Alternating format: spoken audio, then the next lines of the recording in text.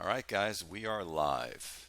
So the regular season of the 21-25 season is over. It's been an up and down roller coaster for most of us. I'm glad I'm here with Boots, Moontown GM, Matthias.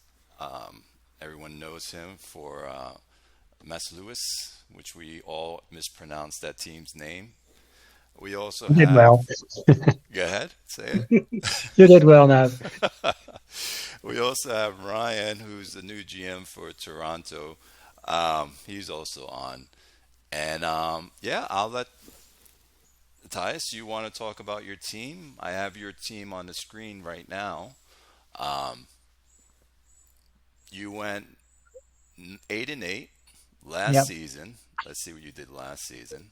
we were the best team. Yeah, 13-3. So why don't you just tell us what happened this season for you? um, well, in short, two things happened.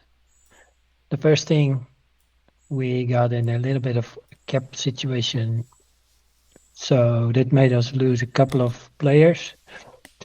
And the second thing that happened is we lost like every single game that was a coin flip, except for two games. So we won 8 games. Six of them were like solid victories, and every game we lost, it was by a single score, or when it was by 10 points, it was because we had to turn over on downs and the opponent pounded in a touchdown from our 1 yard line or something like that. So, um, but it wasn't the same team that we had last season. Last season and the season before, it was, well, I said something, I wrote something like that on the forum. It felt like this was the best merchant team like ever, ever. So it's kind of bittersweet because we didn't win the ball 2 seasons back. But it's refreshing to be back at uh, in contention. What happened with Wilson, your quarterback? He had a decent season, but let me see in game. Um,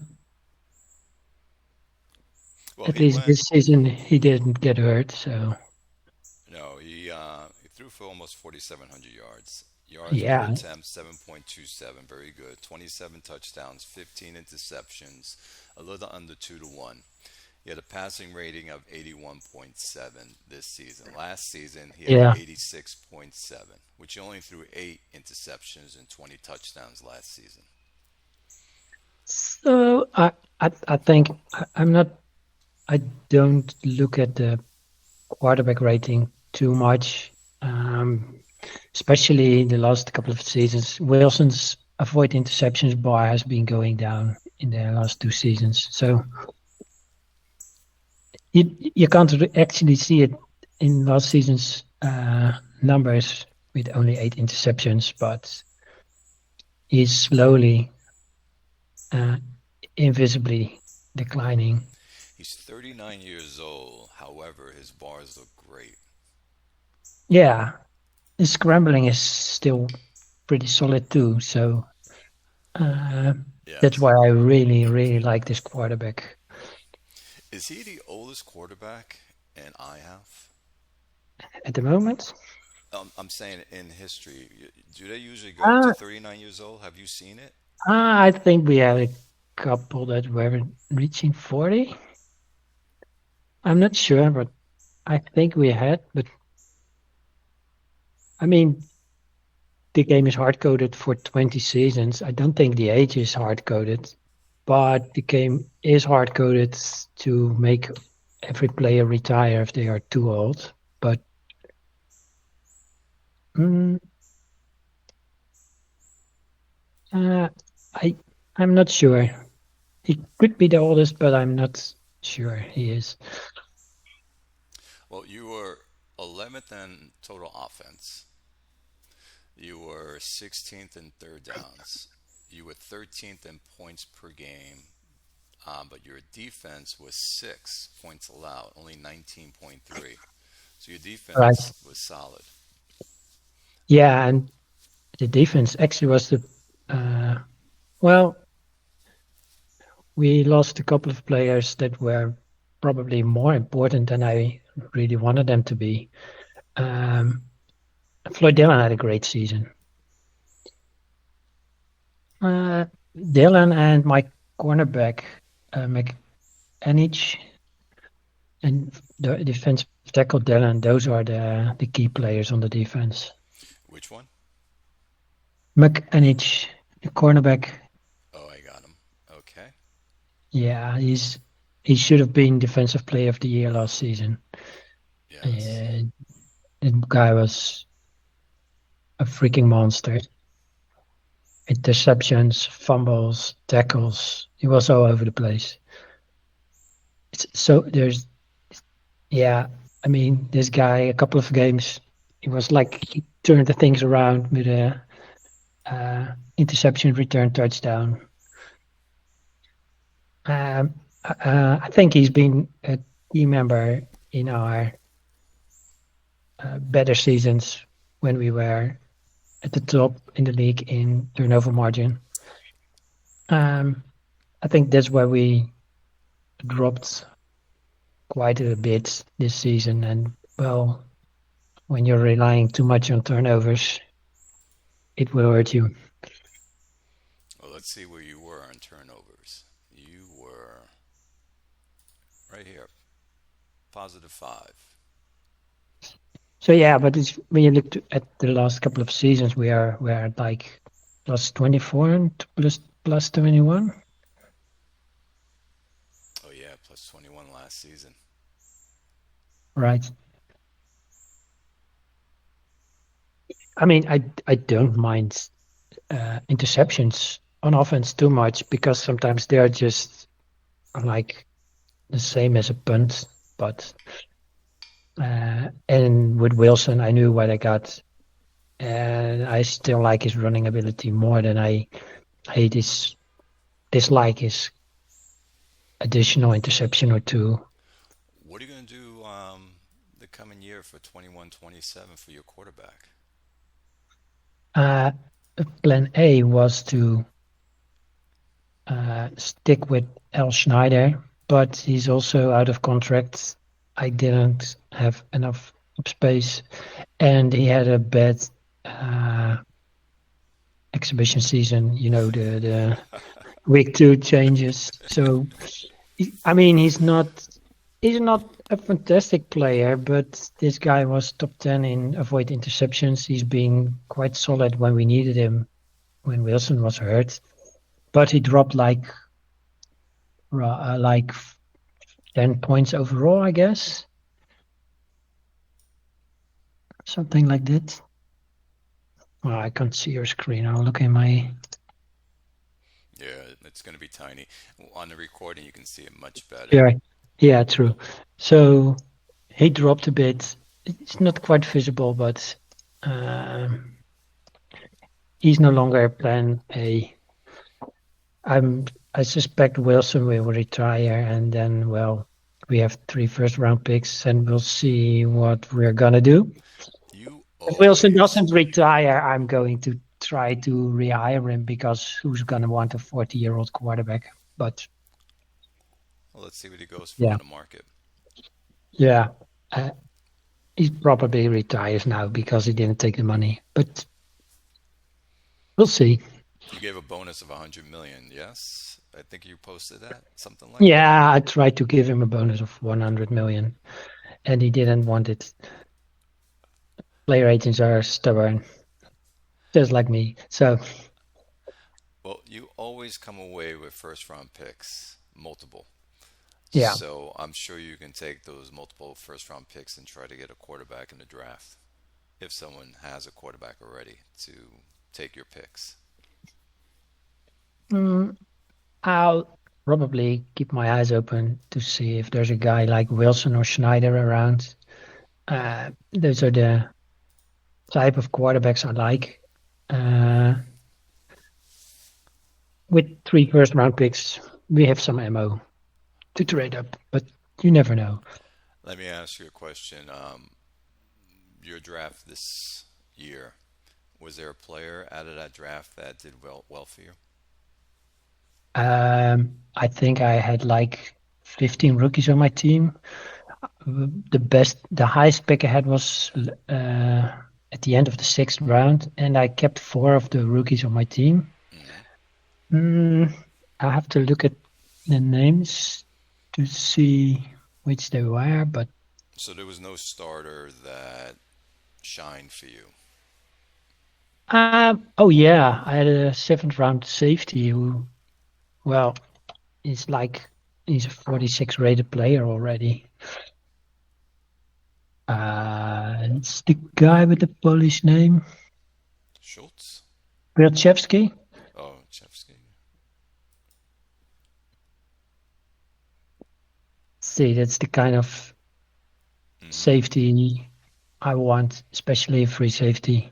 I agree with you.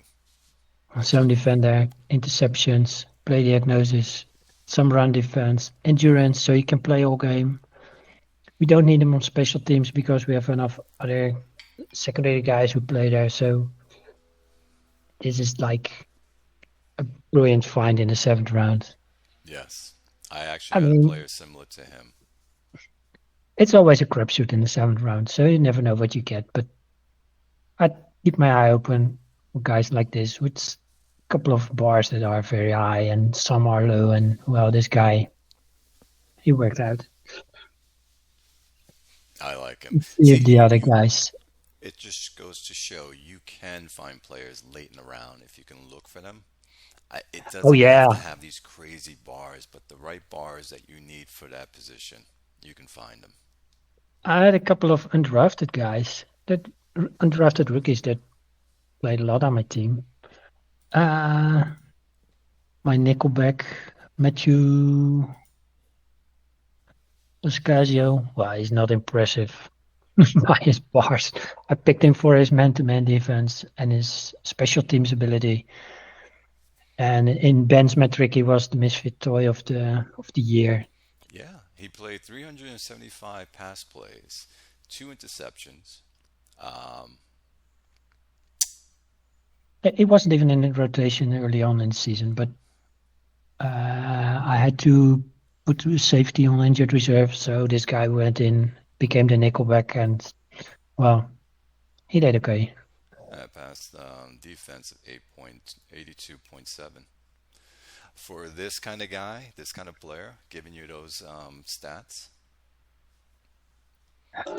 I Perhaps this guy just takes full advantage of the cohesion and the bars of the guys around them, which makes the team play well.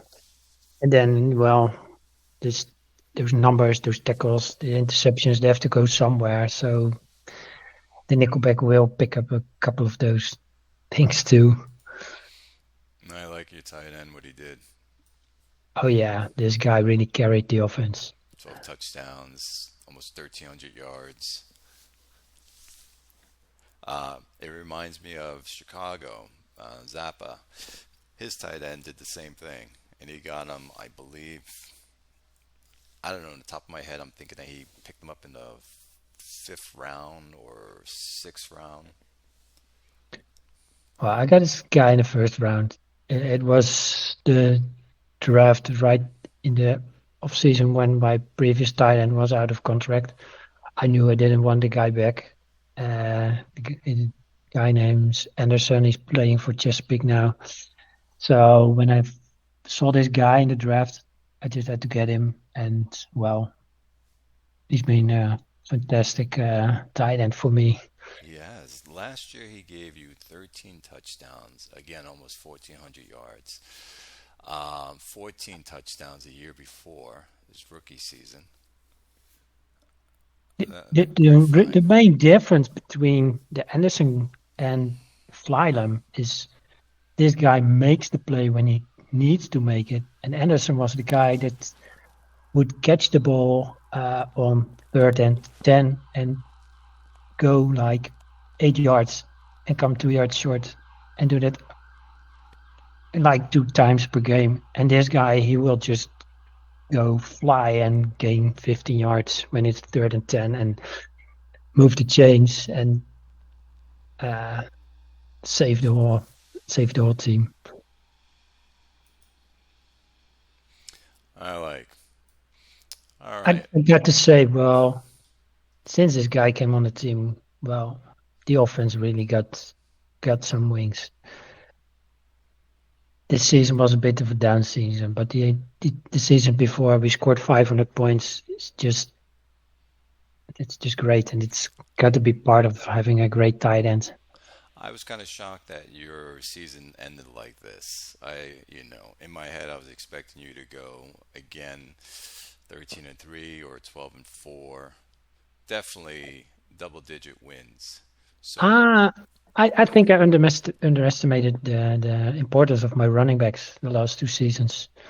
I let them go both, and the new guys did not do as well. Bridges was okay, and Tanner was meh, but the guys that I let go, one of them is now in Oakland. Oakland went 14-2. They're starting running back now. well, I'm putting my running back on the block if you guys are ever interested. I'm not a running team. This is a guy I'm going to put on the block because I'm going to be looking for an offensive lineman, young Right. offensive lineman that fits my system. So he will go on the block. So if you're ever looking for a running back, We'll see. We'll see. I like the guys I have, but they need a couple of seasons to gel with the team. And the guys that I had, they were like fantastic from the get go because their whole recognition is in the 90s. Uh, So did you let those guys go because of your cap situation? Is that what happened yeah, there? Basically, you wanted to keep them, but someone had to go. Basically. yeah. Ricky Jerk was, uh, well, I wouldn't call it a jerk, but he was asking like 25 million a year. And yeah, it's just, I just don't think I want to spend that much money on a running back. And you feel the same now, even though the season didn't pan out quite how you like, and you think your running backs perhaps were worth a bit more than you had them at. I have no regrets letting my running backs go because when Mm, you look at them, they were. Um, I mean, I don't know where would have been able to find the cap room to keep one of them. The other guy wasn't restricted free agent, so I just didn't have enough time to get cap space before the draft mm, to re-sign him. you mm. only have about 28 million next year. Um, I think I'm going to have a pretty good cap situation next season. Let me open my spreadsheet. I have you almost at 640 million going to be spent. Yeah, cap space is about 33 million going into the season, but I think everything will go into the first round picks.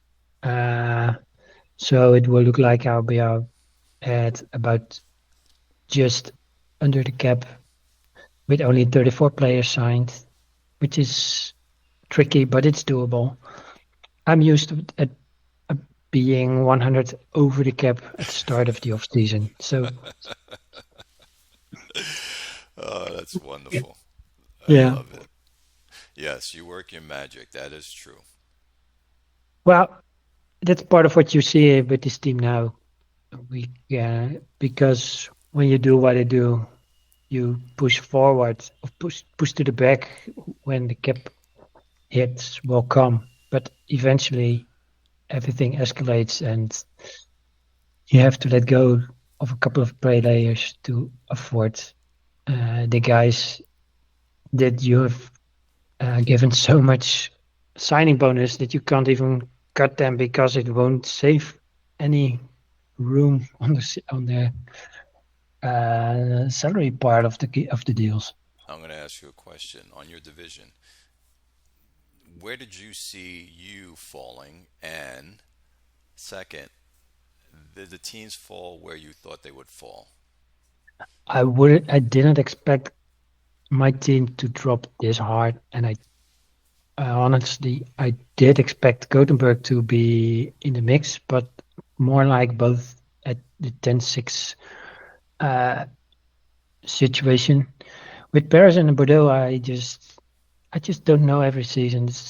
It feels like they know what they're doing, find the way to get good players, uh, but they both seem to struggle a bit in getting results out of those players.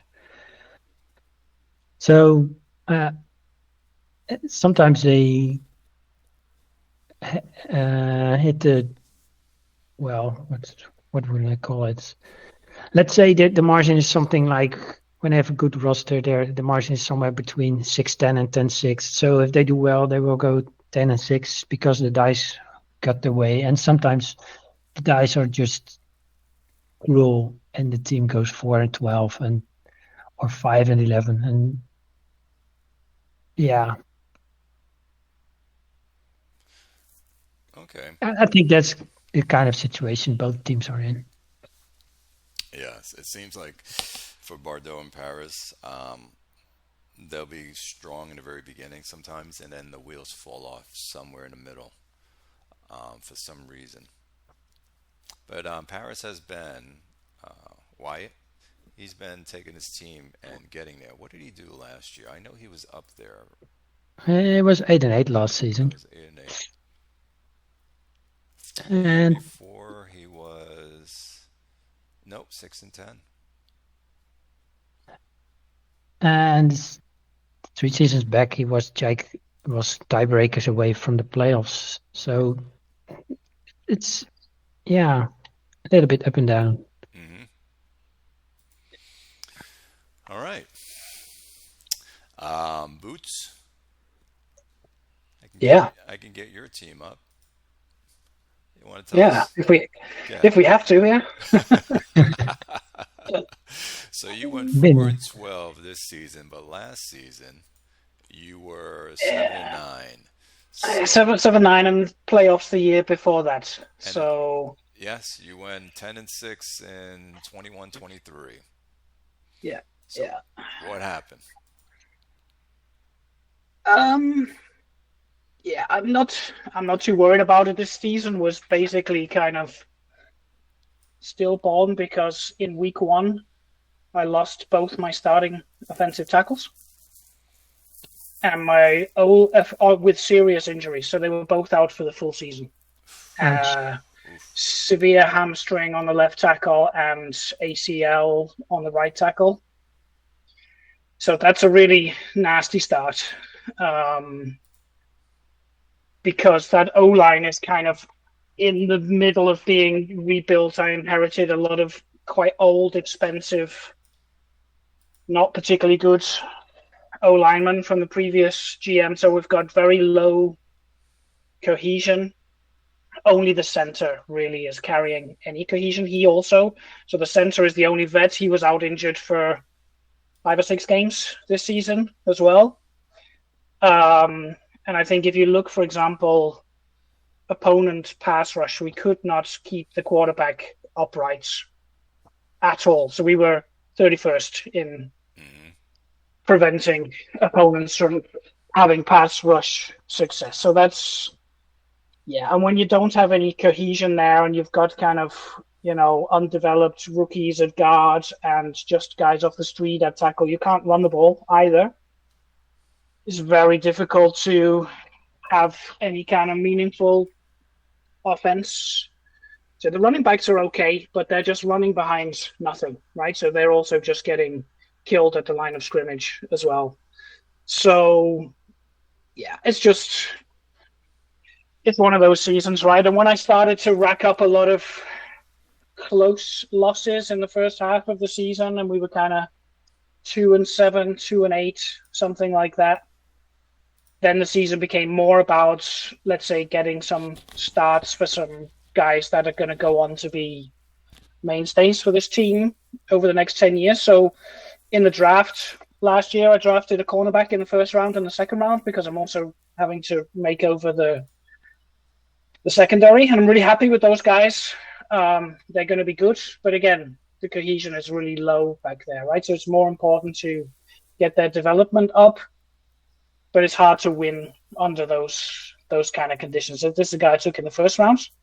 He had a very good first year, and Christian Rogers was the one I took in the second round, and you can see that he got like 6 or 7 starts. That's because I bought him in once it was clear the season was just a dumpster fire, right? So he's got a bit more development to do. Those starts won't do him any harm at all, and he also played quite well, I think, given the circumstances. So it's a poor stat line, but one that is just building a foundation for the years to come. And yeah, not too dispirited or downhearted if you lose 2 critical starters on the O-line in week 1 for the whole season. That's it's hard, right, to keep the momentum, to keep any kind of momentum going.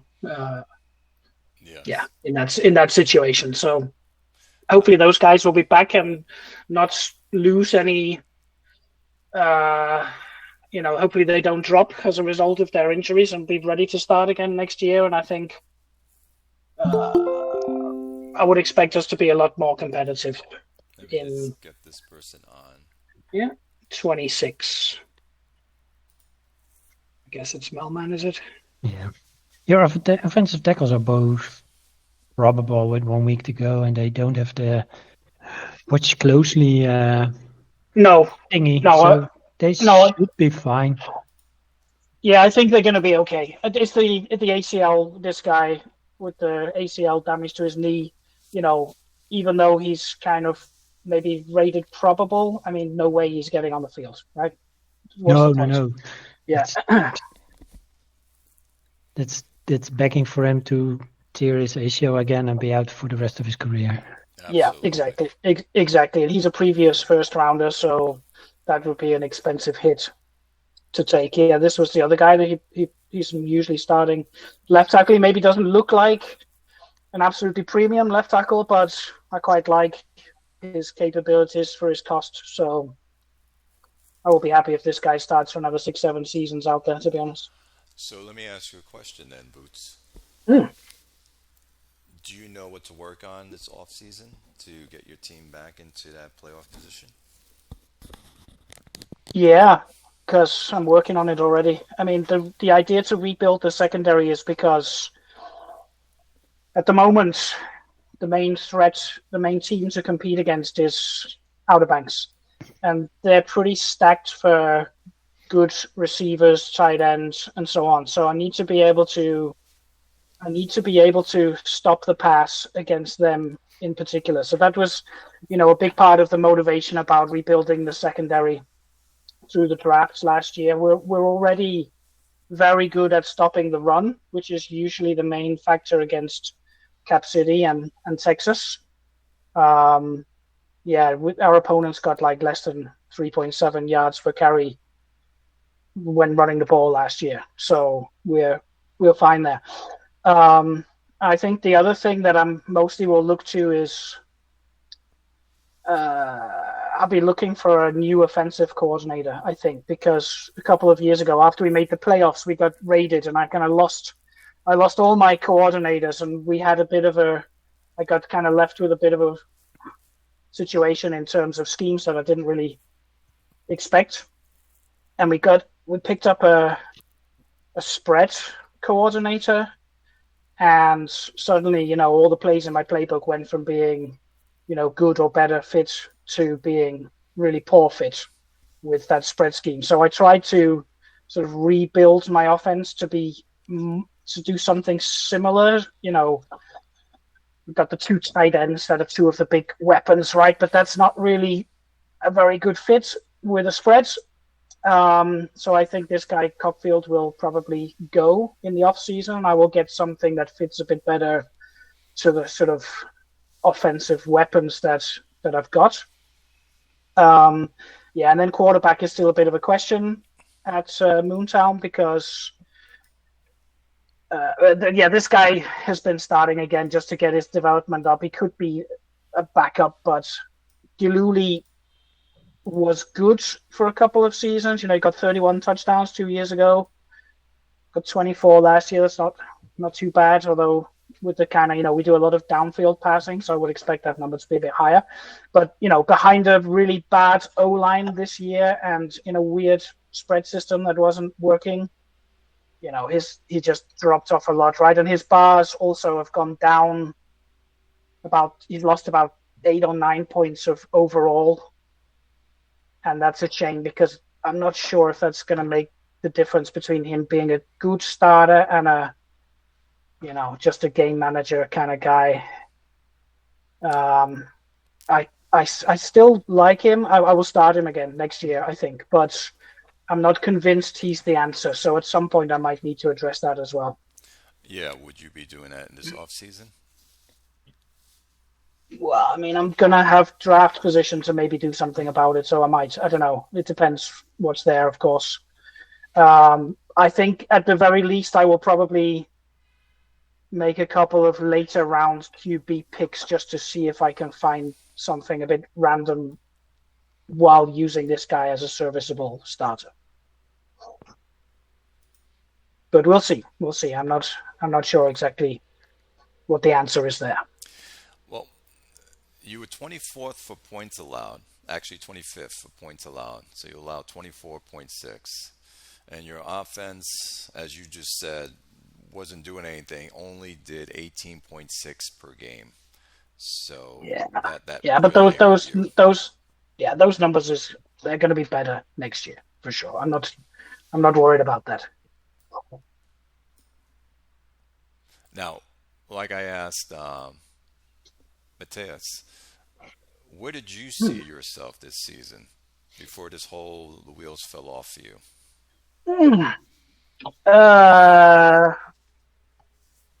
Well, top 2 finish, which I got.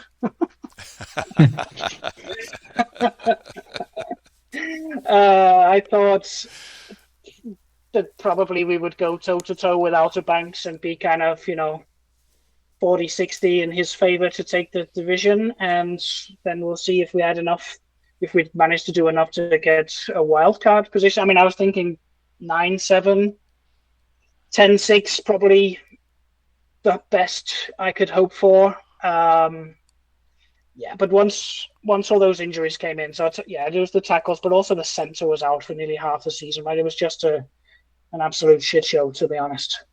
So I'm not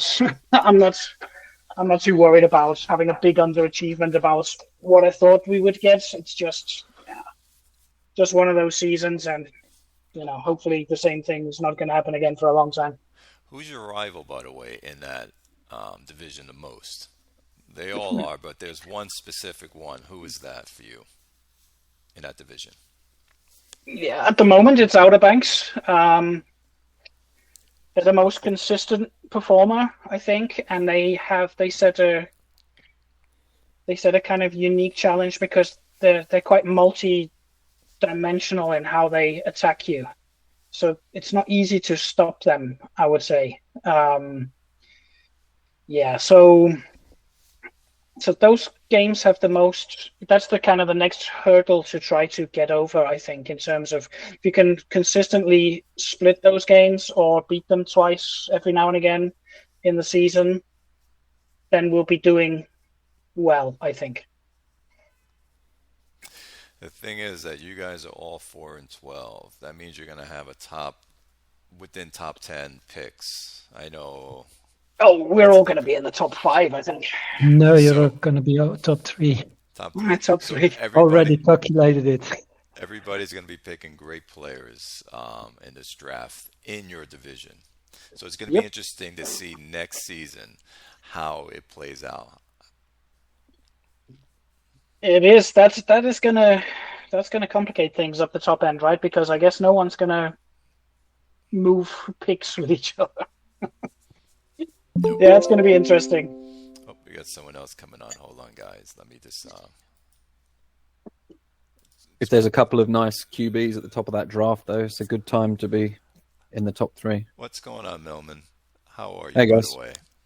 Yeah, I'm good. I'm good. How's everyone doing? Good. Hey, Norman. Yeah, it's going to be interesting to see if there is a top quarterback in that draft. There's not that many top quarterbacks in the IHOF at the moment, if I remember correctly. Like very few rated 70 or higher. So maybe it's time. Maybe it's time for an influx. I believe it probably will be because the last quarterback last season, Snapfingers took at 1-1. Mm, He mm. took this quarterback here. Wow. He took not that guy. Here it is. At 1-1. Yeah. Did he look like that at the time of the draft, or did he drop? I couldn't tell you. I didn't have access to the game because I was away. So Right, I picked in the blind this season. right. Do you guys Yeah, I know? don't- Did you guys? Hey, Grim, how's it going? Hey, good. How's it going, guys? Yo, how's it going? Hey, How did the quarterback look? This quarterback in the draft. I don't think he looked any much better than that. No, he didn't drop. Yeah, I'm just looking at him now. He's basically the same. Yeah. Yeah. if he had a long passing or deep passing, it would be a quarterback like Mm. Wilson, and I wouldn't even mind having that guy. Yeah, I mean, his sense rush and his scramble and stuff's nice. Yeah. I don't remember too much at the top of the last class. But then if you look at the receiver that went second, then you think, would you have rather had that guy? Probably. A 70 rated receiver to Chicago. Probably.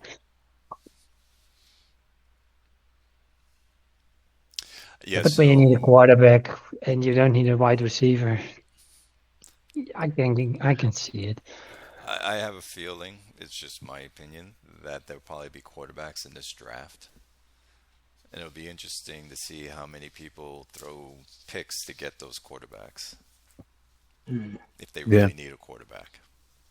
And so did you say that picks 1, 2, and 3 is all in that division? Texas, Moontown, Yep. and Yeah. Yep.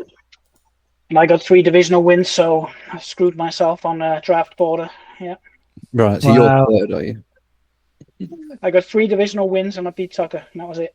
The tiebreaker is strength of schedule. So because you were a second place team last season, you have a tougher schedule than the other two teams. That's probably why you are the number 3 pick. The Cap City and Texas, do they need a quarterback as well? Oh, that's a good question. I forgot if Howie needs one. Let's see. Let's look at Howie think needs a that's- quarterback, yeah. He hasn't had a regular guy since Bone Line. Bone Line, yep. Yeah. Bone Line, So- yep. This is his 3 quarterbacks. So he has Hammond. You guys would know better than me, but does he play with a? I mean, he's very heavily run and pass Yeah. on third down, Yep. right? So does he play with a good quality quarterback if he can get one, or is he looking to save? Spend his cap elsewhere, let's say. Howie's great with with the running game. He can get a decent to average quarterback and make him look marvelous.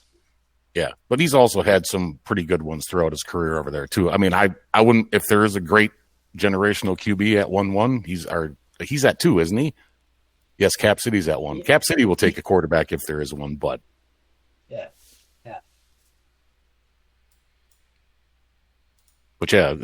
Howie wouldn't refuse a great quarterback if it was there for him. I think he was sat on 1-1 for basically at least half the season The until season, yep, round 17. yep. Just looking at his Texas history. So he had Donaldson. That's who he won the bowl with. Mm. I thought his last bowl win was with that Bone Lean. But he had Donaldson for 5 years, 6 seasons. So he's had another good QB since Bone Lean. But yeah. Yeah, Donaldson was that tiny guy, wasn't he? Like 5'9". Yeah, I feel like he bounced around a few places, I think, didn't he? Was he in Harlem for a bit? I think Red Zone traded him and then he went somewhere else. And Yep. Yeah, but the last great one that he had was Keith Vitale. So yeah. it's not beyond him to take Oh, yeah. QB if it's there. Okay. Yeah, and he's got his lead back, right? Because he traded for Harris Dean Yep. with North Plainfield, so he's maybe not looking for and paid him as well. So maybe And a top Dean had running back is go on. Yeah, Dean had a pretty damn good season too. So Yeah, nearly 2,000 yards, and that resulted in 4 wins. So I don't know. But Individually, he did. 4.1 yards per carry is not spectacular. It's not what we were used to from D. What was that again? Yeah. Say it again. he had D low guy, yards per carry. he had like 5 yards per carry at North Plainfield, and now in Texas, he's at 4.1 per yard per carry. So Yeah, ran him over 450 there's a little bit times, more too. than just that guy. Yeah. Yep. Maybe you'd have Howie on tomorrow, but I get the feeling that he's quite happily in a sort of rebuild mode. Right. So I think he's just getting his pieces lined up and expects to improve soon. Yeah, he's sort of like middle of the pack on offensive line cohesion. He's got some talent on the offensive line. He's got a couple of high-rated players, but Right. Yep. Yeah, he's had a few high picks recently, I think. yeah, he's got a couple of guys on the O-line who are in year 5, year 4, a couple of rookies and stuff. So that he's Yeah, on the way up. Looking on the roster, he's looked pretty set up. Just needs to figure out who his QB is going to be, and he could take off. Mm-hmm. Yes. Mm-hmm. Going to be an interesting year next year. All right. Ryan, you still there? Can you hear us? You want to join? Talk about your team that you took over?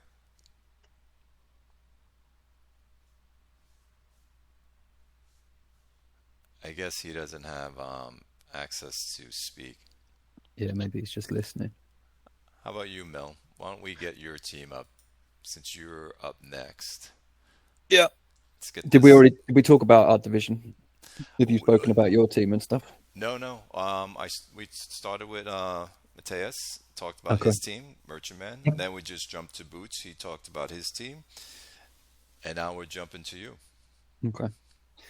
Yeah, I mean, I don't really know what to say. We had another bad start. We started bad last year, and then we went on a huge tear and ended up winning loads of games and then making the postseason. And then we didn't start well this year.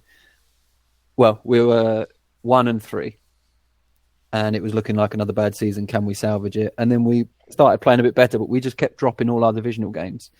So we lost to like Iowa on week 1. Then we lost to Jugs, obviously not a divisional game, but he's my bowl favourite for our conference this year, the way his team are playing. And then we lost to Chicago, and then we lost to you. And then we started to win some games and then kind of got ourselves back in contention. But then you and Chicago just never let up, really. Like if I'd have looked at my team before the season and said, let's win 10, 11 games again, I would have thought, oh, that's good. But I guess when everyone else wins 10 or 11 games, then you're in a dogfight. And I didn't kind of anticipate all 3 of us going to the playoffs, basically. So even though you drafted blind last year, it doesn't seem to have hurt you. It seems to have, if anything, kicked your team into gear and propelled you to the top of the division. And and I know you had a QB injury, but we had Horner get injured out for the last 3 games of the season. And the backup, we won 1 game and lost 1 game with the backup. And on the last game of the season against you, I think we were trailing. And then Horner, who was still injured, came in for 2 drives, and we scored on both those drives. I know. I saw that. It was brutal.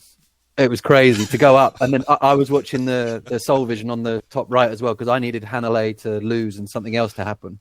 And then our game ended, and I'd beaten you just about. And then I switched over for the last minute of Hanalei versus, I can't remember who he was playing.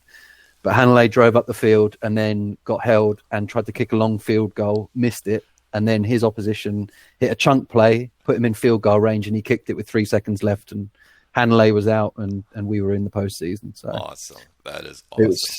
It was crazy. It was crazy. So our game, by the way, with both of our backups playing, I didn't think it was going to be a game like this that it ended up as. And I mean, I don't know about you, but my backup is purely for chemistry, affinity. I don't have a backup that can play. I don't think I've ever really given it much thought, but Yeah, we can so see. yeah, I mean, yeah, he's not good. I mean, he's done better than I thought he would. I thought we'd just tank every single game that he played, but So in terms of the rest of the team, oh yeah, go on. no, go ahead, continue. I was just going to say we were in a bit of a development year, like in some key position groups. So with the running back, we took 2 guys last year, Bernardino, and then the guy I took in the first round, that Faust, I whiffed on him a bit. So he's not going to be great. But Bernardino looks like he'll contribute and he'll be good. He might become eventually what I used to use Perez for, sort of outside stuff, third down stuff. And then we might still be looking for our kind of up the middle back. Yeah, your Bernardino running back, we all talked about him. Great pick, by the way.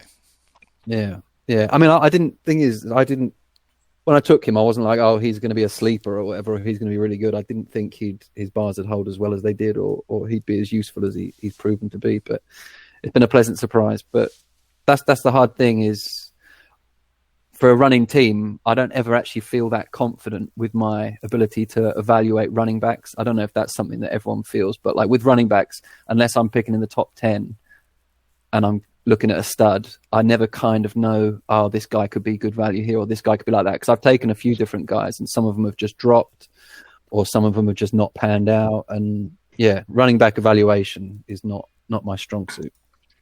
I think it is difficult when they have those 3 static bars, and very often they have like 2 good ones, 1 terrible one, or something. And it's how do you read that? Is it the terrible one that's telling you the truth, or there's just a lot of bars to look at as well?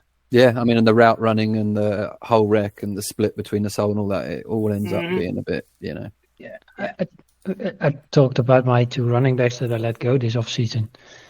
One of them was a 3rd round pick, and the other was an undrafted rookie. And well, they were like the best duo I ever had. So maybe you don't need a 1st round pick or a 2nd round pick to get the right guy if he just fits in your offense. Yeah. I mean, the best guys I've had in this league, Perez was an undrafted free agent, and McQueen, I don't know if anyone remembers him, but I took him in the 3rd round, and he was like the best player this franchise has had. So, well, look at your running game: 2,300 yards, 4.75 a carry, 14 touchdowns. That's your in total of running. Yeah, I think Faust is still going to be an asset to your team. I mean, he had almost 5 yards of carry. His only problem was endurance, but if you're running 2-3 different backs, I mean, he's going to be very useful to you still. Yeah. I think the fact that he's a 1st round pick, I sort of wanted a bit more from myself there. I think I reached a bit for a running back in the 1st because I knew Perez was getting older and we were letting a couple of guys go to free agency and stuff. But yeah, I can see that. But we've got a couple of guys on the O-line. We drafted a rookie last year. I think we traded actually with MIJB for his pick, I think. We took a guard there. And then we got a 2nd-year center. So, and we had a 13-year guard retire. So we lost a bit of cohesion on the O-line. He was a starter. So this guy I took last year, Schwartz, and then Coate was the guy I took the season before that at the end of the 2nd. So they're hopefully going to be the future on the offensive line. But like I say, we had super high cohesion on the offensive line for a long time. And then we sat the veteran center who's still on the roster just because he was getting terrible. And then we lost the guard in the rollover. So sometimes the cohesion hit affects things. This guy right here, you sat Cox. Yeah, because I mean, I like him for the cohesion, but other than that, he's taken ratings hits like the last 3 years. And when I had Coate on the, riding the bench, I thought, oh, he needs to develop. I might as well develop him now than sit him for another year and have subpar play at centre from Cox. So yeah, that's the offensive line is so the place where I think players don't really develop if you don't play them. Yeah, or very slowly. Yeah. You have to kind of just suck it up and put them out there and hope that the 4 other guys or 3 other guys that are a bit more experienced are gonna carry you. But I mean, that's probably my favorite position group in the team is the offensive line on this team. Solid. Look at Schwartz. He's got a blocking percentage of 48.5. Incredible. That's for a rookie. That's nice. Yeah. So he did pretty well. But other than that, I mean, I was looking at our season stats. I don't know how much to believe some of the stuff. Like, obviously, we had quite high scoring, but we had some losses. But we had like some blowout wins or some over 50 wins and stuff. So I don't really know if we were that. If you sort of spread it out over 16 games, whether we were that great, really. But all things considered, I think with a QB injury and a couple of different things happening, some people aging out, some rookies coming up and stuff, some people taking hits to their bars like Perez and people like that. Horner was awesome for you. Passing rate 111, 32 touchdowns, 5 interceptions, yards per attempt 7.62. Yeah. I think you threw for like 65% or 68%. What was it? Let's see. 68%. Yeah. I mean, he is just, he's one of my favorite quarterbacks in the league. He's just been so good now for so long. Yeah, and I have to. And with him, you always hit, yeah. And he's gonna be like that. What? Oh, he's just. You first. Go ahead. No, you go first. Oh, I was just gonna say, with him in your lineup, you always have a chance to win any game. He's just that good. Yeah, I mean that's sort of how I feel with him. Really, he's the first QB that I ever drafted in front of his football. And he's just been great for me. He's perfect for your style as well, I think. He reminds me of Tom Brady. But continue, Boots. I mean, that's a good comparison. I'll take it. That is a pretty nice comparison. Yeah, just the way that Tom mixes up the pass and the run, so he's not carrying the whole team on his back. But I think that set of bars just allows him to be very dangerous when you do hand it over to him. So really well matched to the scheme, basically. He's had a couple of those seasons, like he had one in 21-23 where he was like 8.1 yards per average attempt, and he only threw 3 interceptions. I think 2 of those were like in the last game of the season. So, and then this season he only had 5 picks and 32 touchdowns. So he's had a couple of those like freak years where he's just been so efficient.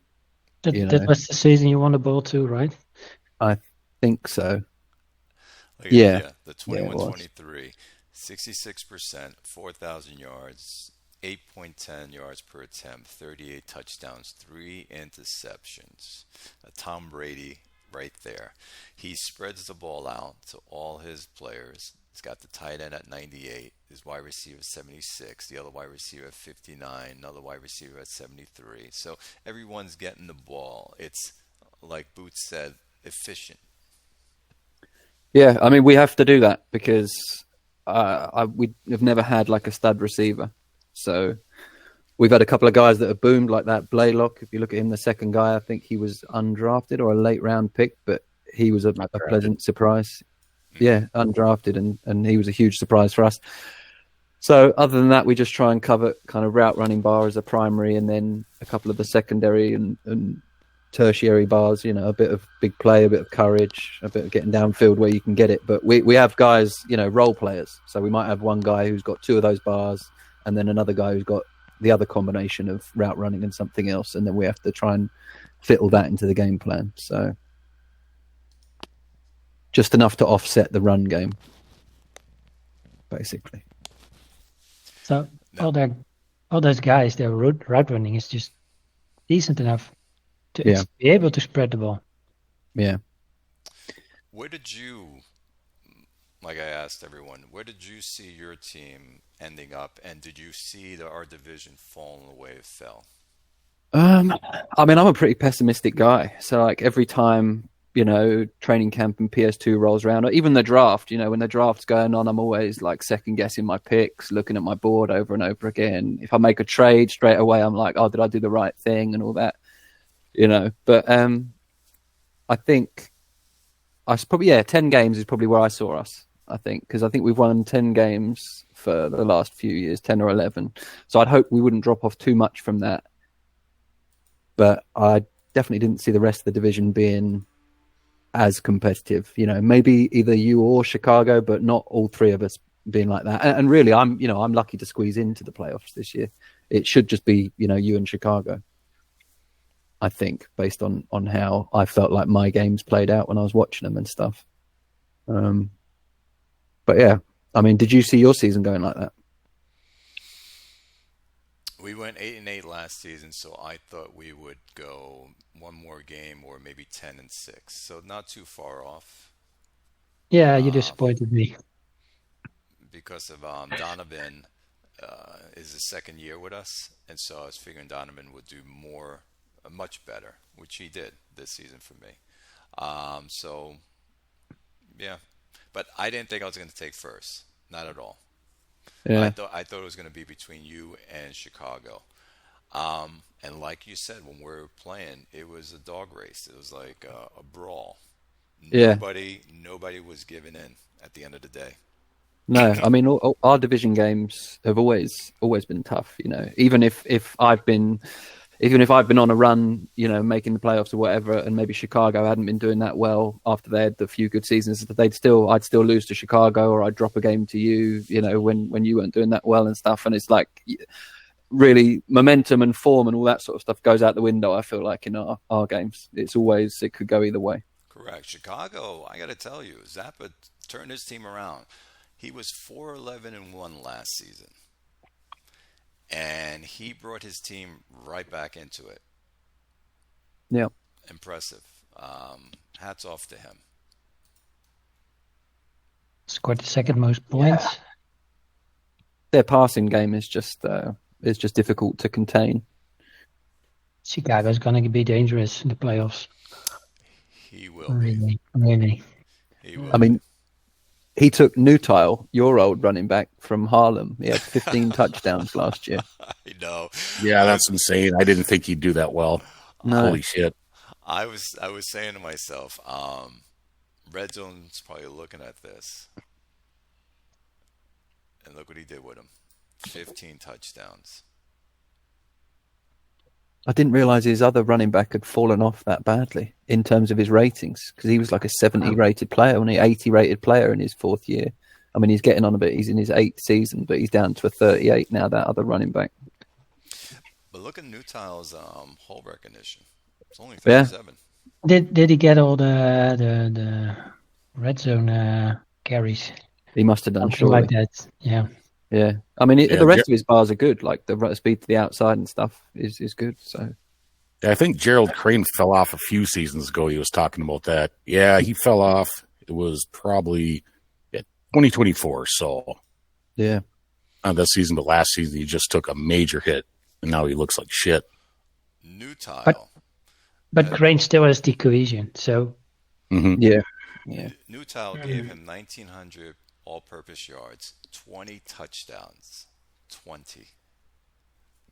That's crazy. He's definitely gotten the most out of Nutile's talent, I think, Absolutely. in terms of just the production, the sheer volume of production.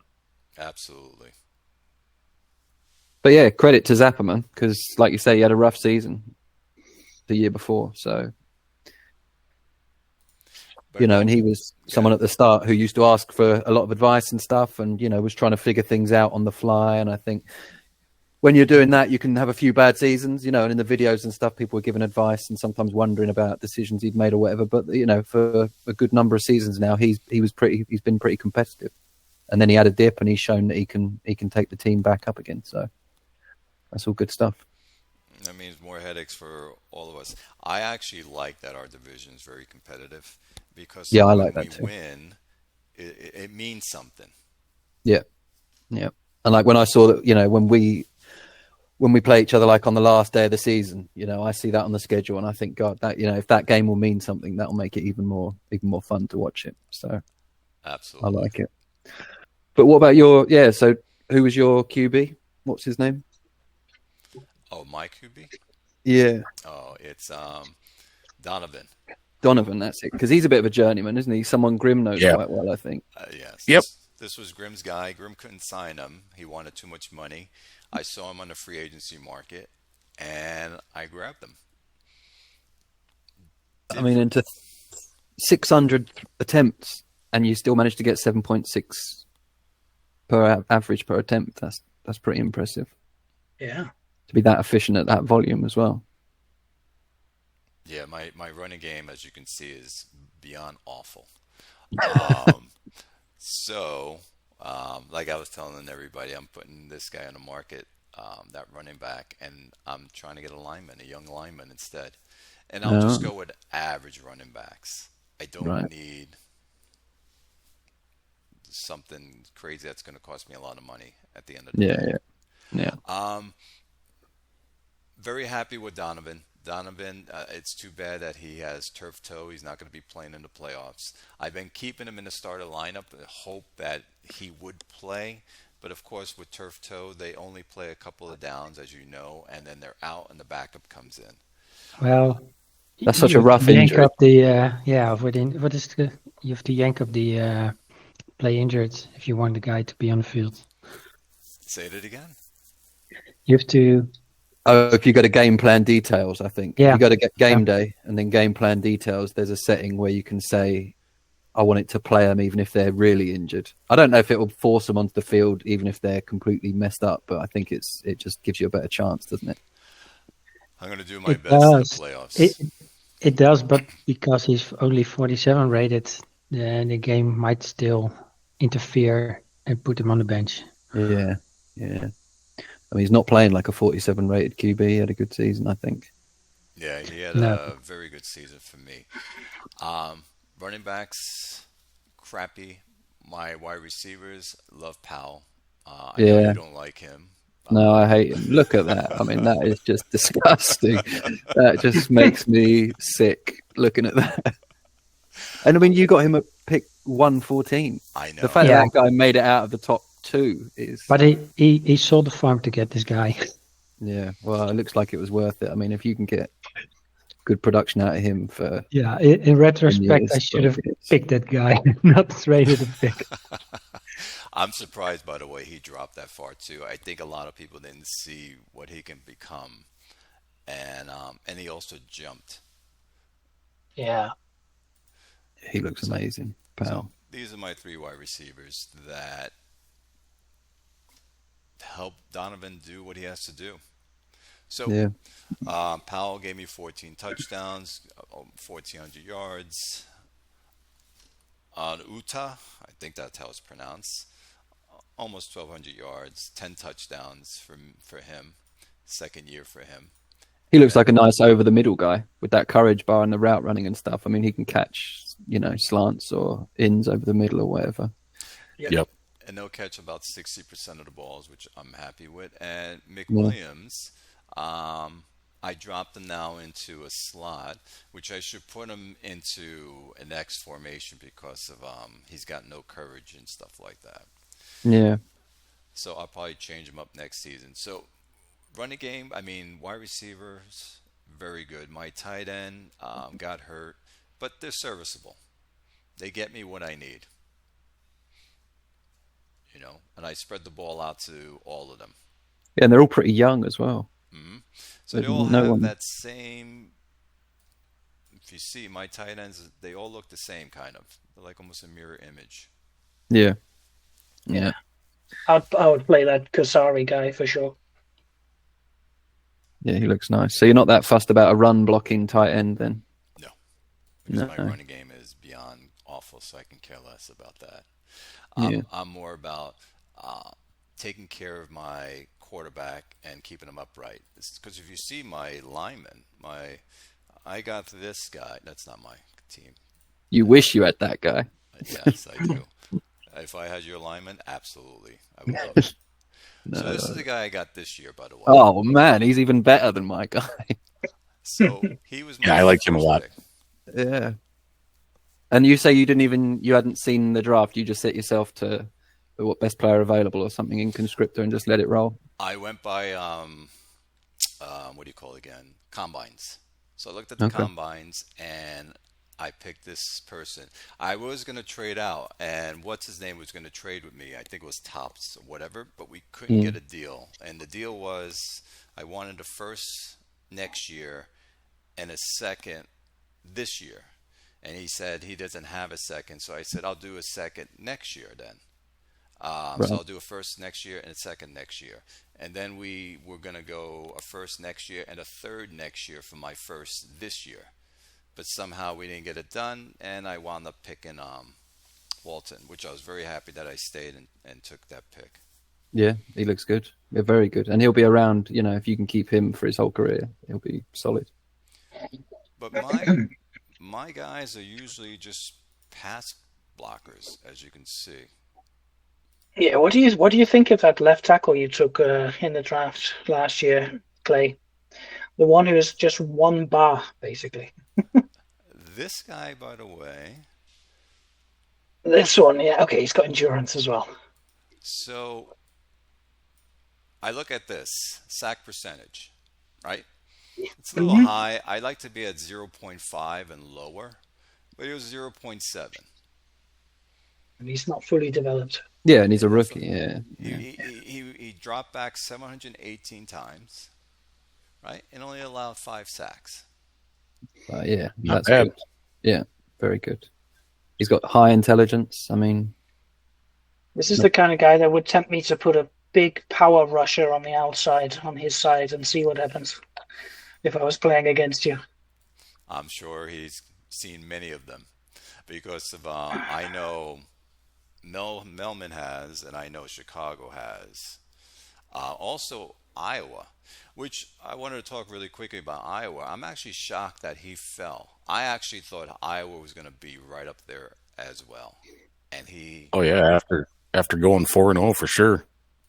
Yeah, he fell. They had an easy schedule early on. But when did Bauer go out with the strained hamstring?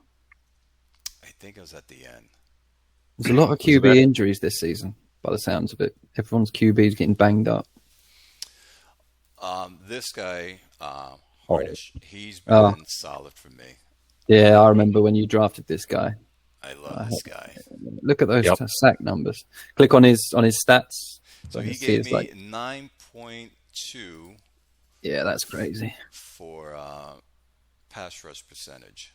Is he You playing on him the edge? outside or in? Yeah. He's playing on the edge. Yes, he's playing on the edge. Okay. All Right. right. Yeah. Okay. The one I have in the middle is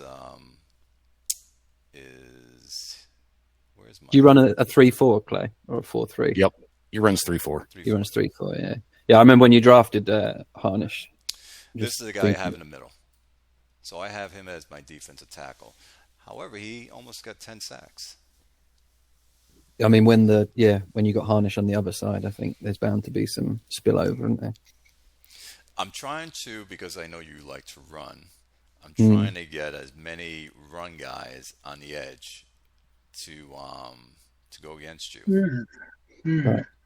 Yeah. You know, I don't know what's up with all you 3-4 guys getting sacks from your D line rather than the linebackers. There's been a lot of it lately. Chris does that really well over in San Antonio. His Tracy Fleming guys getting 2 sacks a game at the beginning of the season, but you guys keep getting sacks out of your fucking D line rather than the linebackers, and it's really weird to see over the last 10 seasons how that's going on. Yeah, mine is my linebackers for me. Forget it. It's more my defensive ends that are getting the sack. But I'm trying to, between Millman and Chicago with their running game, I'm trying to get more run stoppers against these guys because they're brutal. So I'm very happy with my season. I'm hoping that my backup will do well on not on Tuesday, and at least give us a second chance to, or at least be competitive. And then until next season. Who is your backup? Let's see your backup a second. I don't think I've ever looked at his bars. Okay, yeah. So he's sort of similar to my guy, where he's got a couple of bars, and then the rest is pure hope. It's just pure hope and optimism that maybe he'll do something. Yeah. Absolutely. So, well, How long for have you got me- Donovan signed for? I have him for 2 years, and I'm going to sign him again. At the end of the day, and I tell this to Grim and everybody, my playoffs are the regular season. Every game for me is a playoff game, so I enjoy every game, win or lose. Yeah. And So that's my love, watching every game and feeling the pain when you lose, especially when you lose with like the one that I lost to Chicago. Instead of us taking a kneel, we threw the ball and it was a pick Oh. six. Oh God, It's 7 seconds, Man. 7 seconds left in the game. We're throwing the ball when we're winning. Why would we? Yeah, do that was so stupid, dude. That was That's just so fucking fucked up. retarded. So if I, that, I, wa- I Yeah. once lost a ball game in a previous league like that. That is just horrible, isn't it, when Yeah. that happens? I had my game against Rochester in week 14 of this year. We had something like that. Like we threw and we were in field goal range with like 6 seconds left, but no timeouts. And instead of trying to kick the field goal or whatever, or maybe we had 12 seconds. Instead of trying to kick a field goal, we, for some reason, tried to make another play, and just, it's horrible. You feel so powerless when you're reading that soul vision. yes. Oh, and so that's our team. And as for where, like I already said, I didn't expect to be first. I expected to do better, but not first because I thought you guys would have much higher records. Or Chicago was where I thought they would be 11-5. No, I take that back. I actually thought Iowa was going to be up there, not Chicago. Yeah. I think with teams like, yours is probably more passing than Chicago. I think I haven't really dived into their stats too much, but I think when you've got an explosive offense like that, you can go up by 3 scores really quickly, and then that can turn the tide of a game. I think so. In the playoffs, you've always got a chance if you're that explosive. And like looking at your receivers and their stats and stuff, that if that backup can get the ball in their hands just a few times and they can do something after the catch, then you've got every chance, I think, of competing against anyone. All right, Grim, bring up your team. I know you're not happy this season. No. You have like 15 quarterbacks playing. You were trying to figure out which quarterback is going to do it. You started with Rivera, yes? Rivers, I meant? Yes. So when I had the chance to sign Schneider, San Antonio's old back, I got excited. I'm thinking maybe I could go 8-8, but with Schneider now, if I can get him to work, man, I could go fucking 10-6, maybe 11-5. And Rivers played really well the last half of the season last year. So I'm thinking, okay, this is my guy. I can come out of the gates. I got Schneider. Rivers played really well last year. Let's fucking go. And dude, we just bombed the first 3 games with Rivers in there. I'm like, are you fucking kidding me? Just destroyed my plan. Schneider couldn't work. I couldn't get him to work all fucking season. I mean, he'd rip off a 48-yarder every now and again, but outside of that, he's just run for loss. And Chris is telling me, hey, man, you got to run him to the outside. I'm like, dude, I'm running him to the outside. And look, here, off the right end, -3. Off the left tackle, fucking -2. It's like, fuck, he just would not do anything. So then I started Straczynski, and he played 2 decent games. We won 2, and then he fucking sucked in his 3rd game. So I'm like, fuck it. I've got this rookie. He can scramble.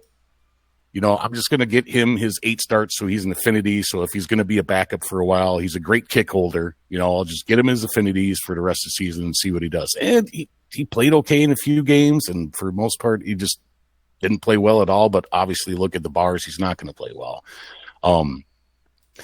My defense is getting fucking old. I had some secondary injuries throughout the year that just didn't fucking help. And yeah, the season didn't go the way I wanted it to. Again, starting this undrafted rookie for most of the season probably didn't help either, but now he's got his affinities and I can figure out what I'm going to do next year. Maybe bring Straczynski back. I don't know if I'll bring Rivers back. They're both free agents, but yeah, like I said, it was the Rivers things that really just got to me. It's like, come out of the gates. I'm excited. We're still running the same offense, got a couple new pieces, and Rivers just stunk. I mean, we got blown out the first 2 games, 40 to something? Yeah, 40-37, and that was actually an exciting game. That was cool, but still, in the end, we fucking lost it. It was the Paris game that you 41-20. Yep. Yeah, so that was my season. I mean, I had a plan. I got excited when Schneider came in, and it just didn't work out. So I just kind of said, fuck it. I got a whole bunch of young guys that I got a lot of playing time. I mean, for better half of the season, I was starting 3 rookies on my O-line. A couple rookie cornerbacks got a lot of playing time. So I'm hoping that help out next season. That sounds very familiar. Oh yeah, you're starting a lot of young guys too, aren't you? Yeah, and on the O line and at cornerback as well. So even the positions. Yeah, nice pick for your first round pick. Yes, I don't know how he went down that far. Brandon Newton. Oh, he's got 4 interceptions for you. But this Oh, was hot this super. 3 years ago. This was 3 years. That was ago. 3 years ago. Yeah, I got a left tackle up for my first round pick this year.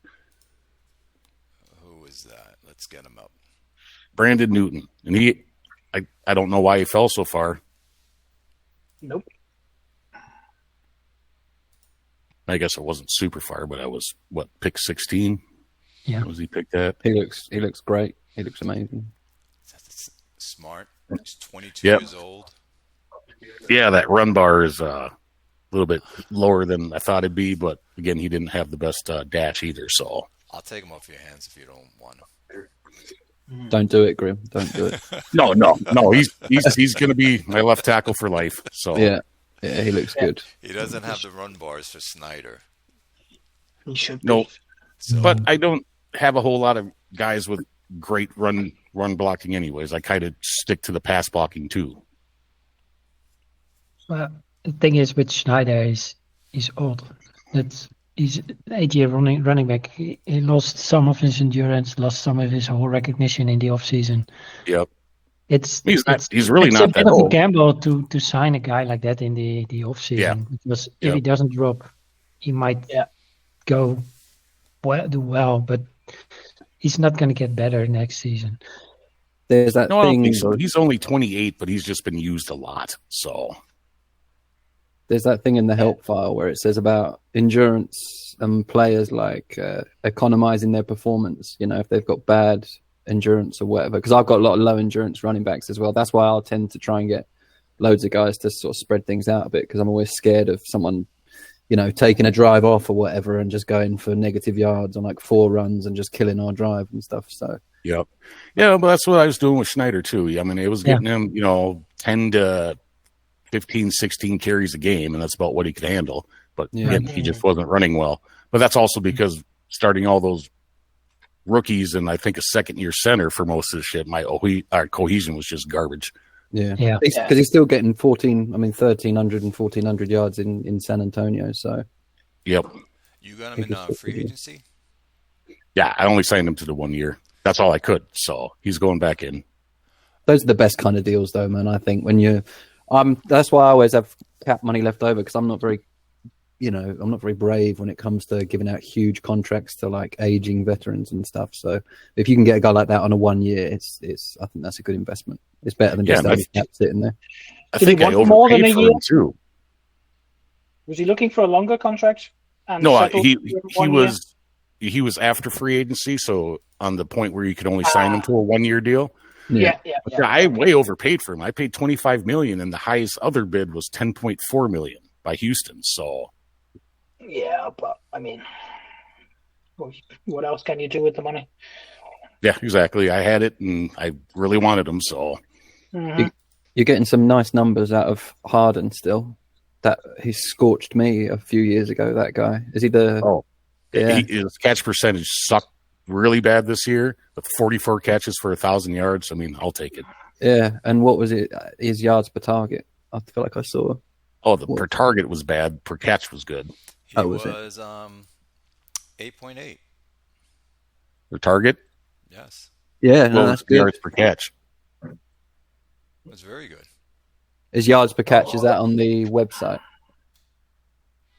Oh, I don't. I'm looking at it right now. No, his average per catch was 24.43. Yep. And he had our average per target, 8.81. That's very good. I mean, he's scorching people. The only thing he's not doing is catching a high percentage of his targets. But Yeah, what happened this year too was I got low endurance all over my wide receivers, so he kept getting thrown in the slot on 1-1-3, where I don't even have him, because someone got tired, he got thrown in there. So yeah, Right. and he missed the bulk of those targets.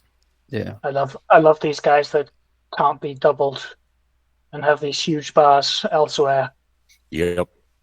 Oh, he's fun. I'll continue to try to get him more catches. But again, you had a rookie quarterback throwing to him all season, so he just wasn't throwing well. Yeah, your Oh, quarterback.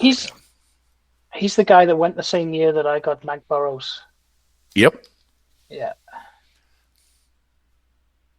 Yeah, and those two QBs you've got on the roster, I just looked at them on the thing. Their avoid interceptions are like 22 and 26 or something. So, Yep, they're bad. They're bad. All of my guys have crappy avoid interceptions. So Looks like it's going to be quarterback hunting this off season. yeah, we'll see. Yeah, what pick are you? Do you know? I'm 6. 6.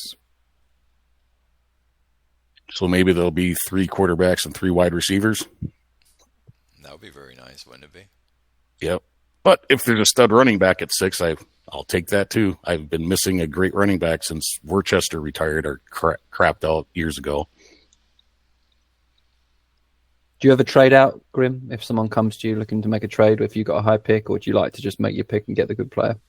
I don't trade a whole lot at all, but, I guess I see what's there. I mean, obviously it always depends on, what's in there for the draft.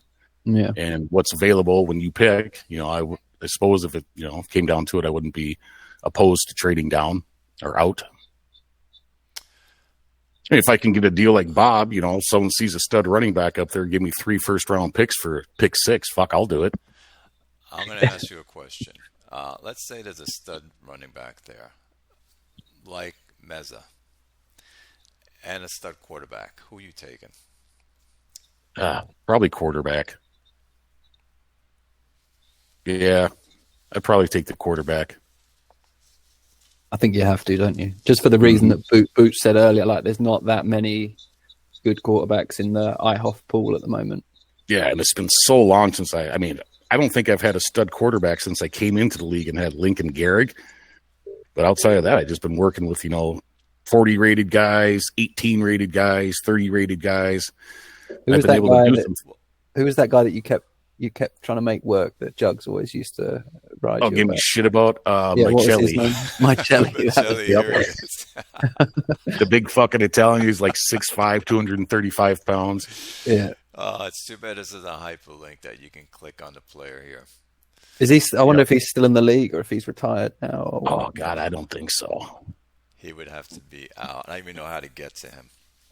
He's one of those guys that they say like they'll only hang around if someone wants them. So the second he's not getting any offers, he must just be retiring and getting out. Look at your quarterback, because I have your history up. You never. I think the most you stay with a quarterback would be 4 years, 4 seasons. Grim.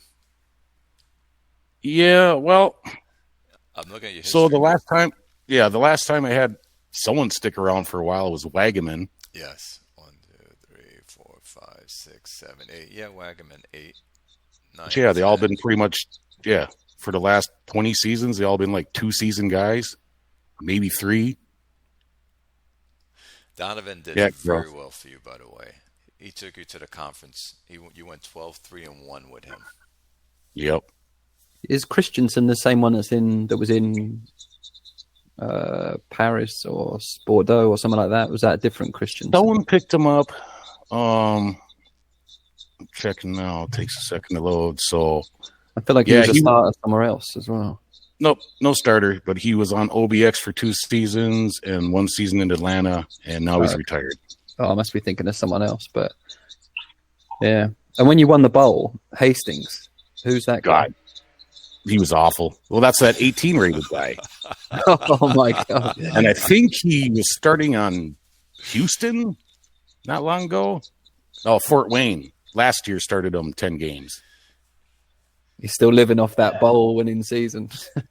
Yep. No, he's rated 20 now. And is he on the team? No, he's in free agency, I think. Yeah, he's available. Who is? Hastings. If you need a kick holder. Hey, he might take you into the bowl. Grim went 8-8 that season, but he took him through the playoffs. That is insane. That season. He caught fucking fire in the playoffs, dude. It was crazy. And we still had Worcester. Yeah, that's an amazing story, isn't it? It was fun. Yeah, it was a fun season with him. Yeah. So you're hoping for a QB then? You need a QB as well. In Yeah, addition to the NC South trio, they all need a QB. Okay. I would like a QB, but like I said, if there's a stud running back there, I'd take it unless someone offers me 3 firsts for it. Yeah. Where did you see yourself this season? And how did you see your division playing out? Me, I thought I could go 8-8, 9-7, maybe 10-6. Like I said earlier, when I signed Schneider, I got a little excited. I'm like, hey, I can make this guy work. I thought Quick was going to win it, and Frederick right behind him. And then, Jops too. I mean, I thought we were going to be close. Like we're like you guys, except for you guys tend to get that couple extra wins to get into the playoffs because we're all pretty. I mean, look, 3 of us were 9-7 here this year. So, but yeah, I thought Chesapeake would take it, Frederick would be second, and Brooklyn be me and Brooklyn be around 8-8, 9-7. So that's how I saw that shaking out. But yeah, just a bad season. Like I said, getting ripped in those first couple of games, just like going, holy shit, we're not good. And my defense really wasn't great either this season. So There is something I wanted to show you guys. Let me get to it if I can do this. Highest salaries. You see the screen? yep. I always like to look at, did these players earn the team's money? And you kind of like look through it. Like North Plainfield, his quarterback, he's getting paid 51. He's the highest paid quarterback. But what did he do for his team? That's Rick now, right? In North Plainfield. Yep. Correct. And so I always like going through this and seeing if the player earned their money. It's kind of fun. Well, there's one thing that this only shows the salaries, not the signing bonus. So it's a little bit of a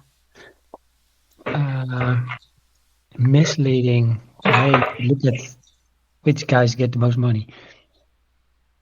So is it the cap hit page that would give a more realistic?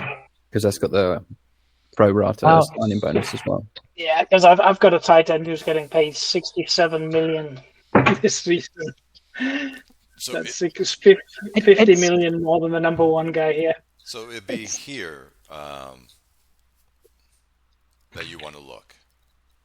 I think both, because with people like me, when you cap out players and move cap space to the future, it's going to be misleading about how much a player really, how much money is invested in the player.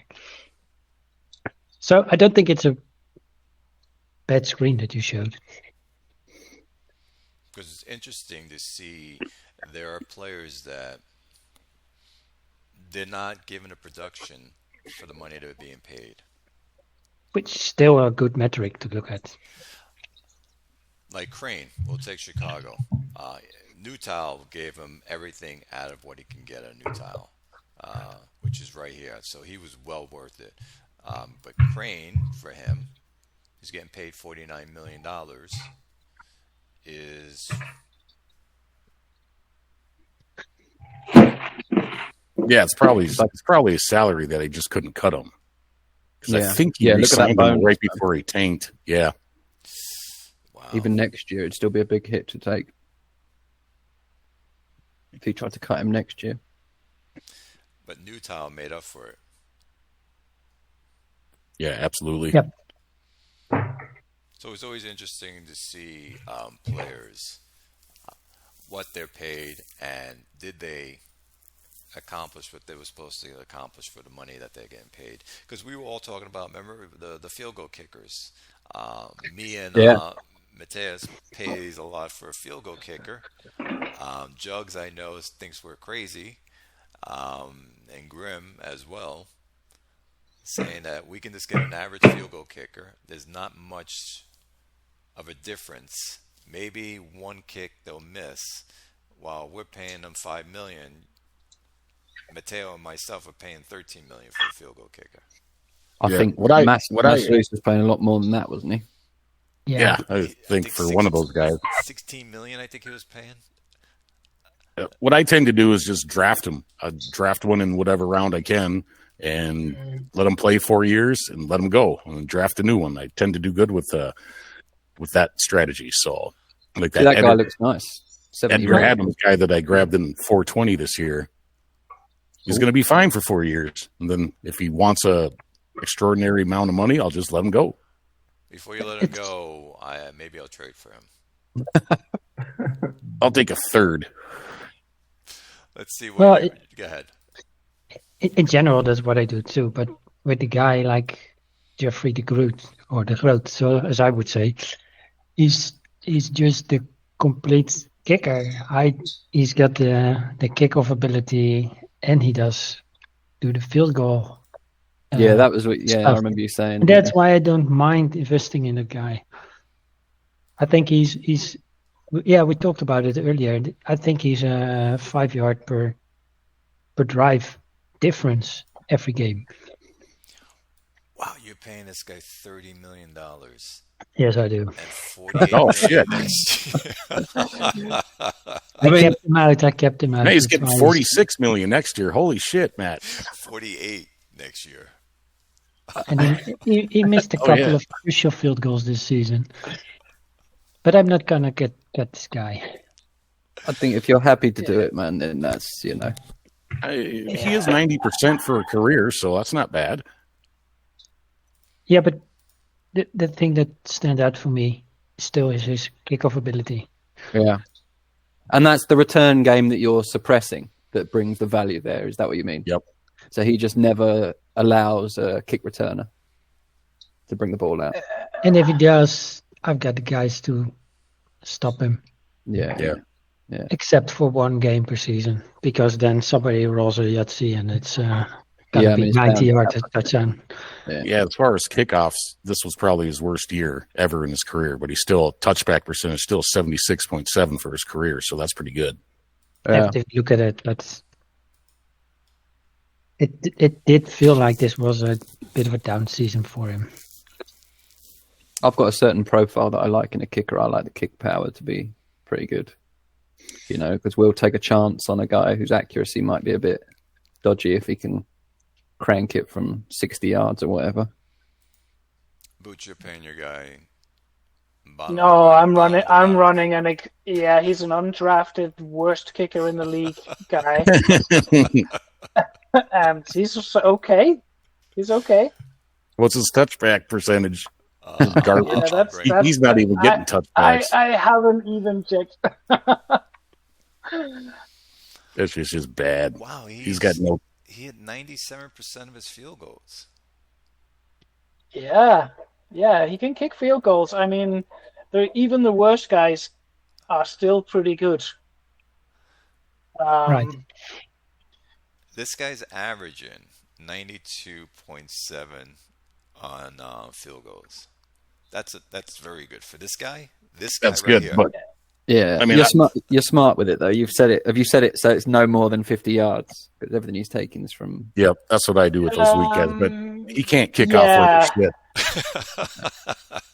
He cannot kick off worth of shit. No. why JG wouldn't take this guy. We live dangerously on the kickoffs. 35% touchback percentage. That's just gross.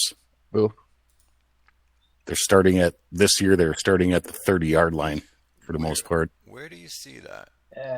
I'm on the website. Clicked on his. Oh. Yeah, that stuff is not in game. It's really missing in the game. Yeah. I'm not saying it's my recommended strategy. I got caught in a bit of a pinch. I had a much better kicker that I couldn't afford to keep. And then I thought, you can always find a good kicker in free agency. And I think it was the season that everybody had already taken a kicker, and I was really left with the bottom of the barrel guy like this. I mean, for kicking field goals and PATs, he's fine, but you can't go wrong with 97%. Yeah, and he's not costing you anything either, too. So no, he's basically free in IHOF salary terms. Yeah, because I'm paying 11 million, and my kicking is at 90%. He did. Um, but you kicked more field goals than I did, and you're at 97. So you got a very good deal for that kicker. Yeah, but the one that matters is the one where we played each other and I missed a field goal and you went to overtime and kicked one to win. So, you know. Oh, We'll take that any day. this Oh yeah, that's Clay. That's my old guy. this guy's all chip shots though. He hasn't got much of a leg on him either, has he? No, he does not. I think I Can you- had the kicker you have now. Yes. Rawlings. Yes, I have. Yeah, possibly.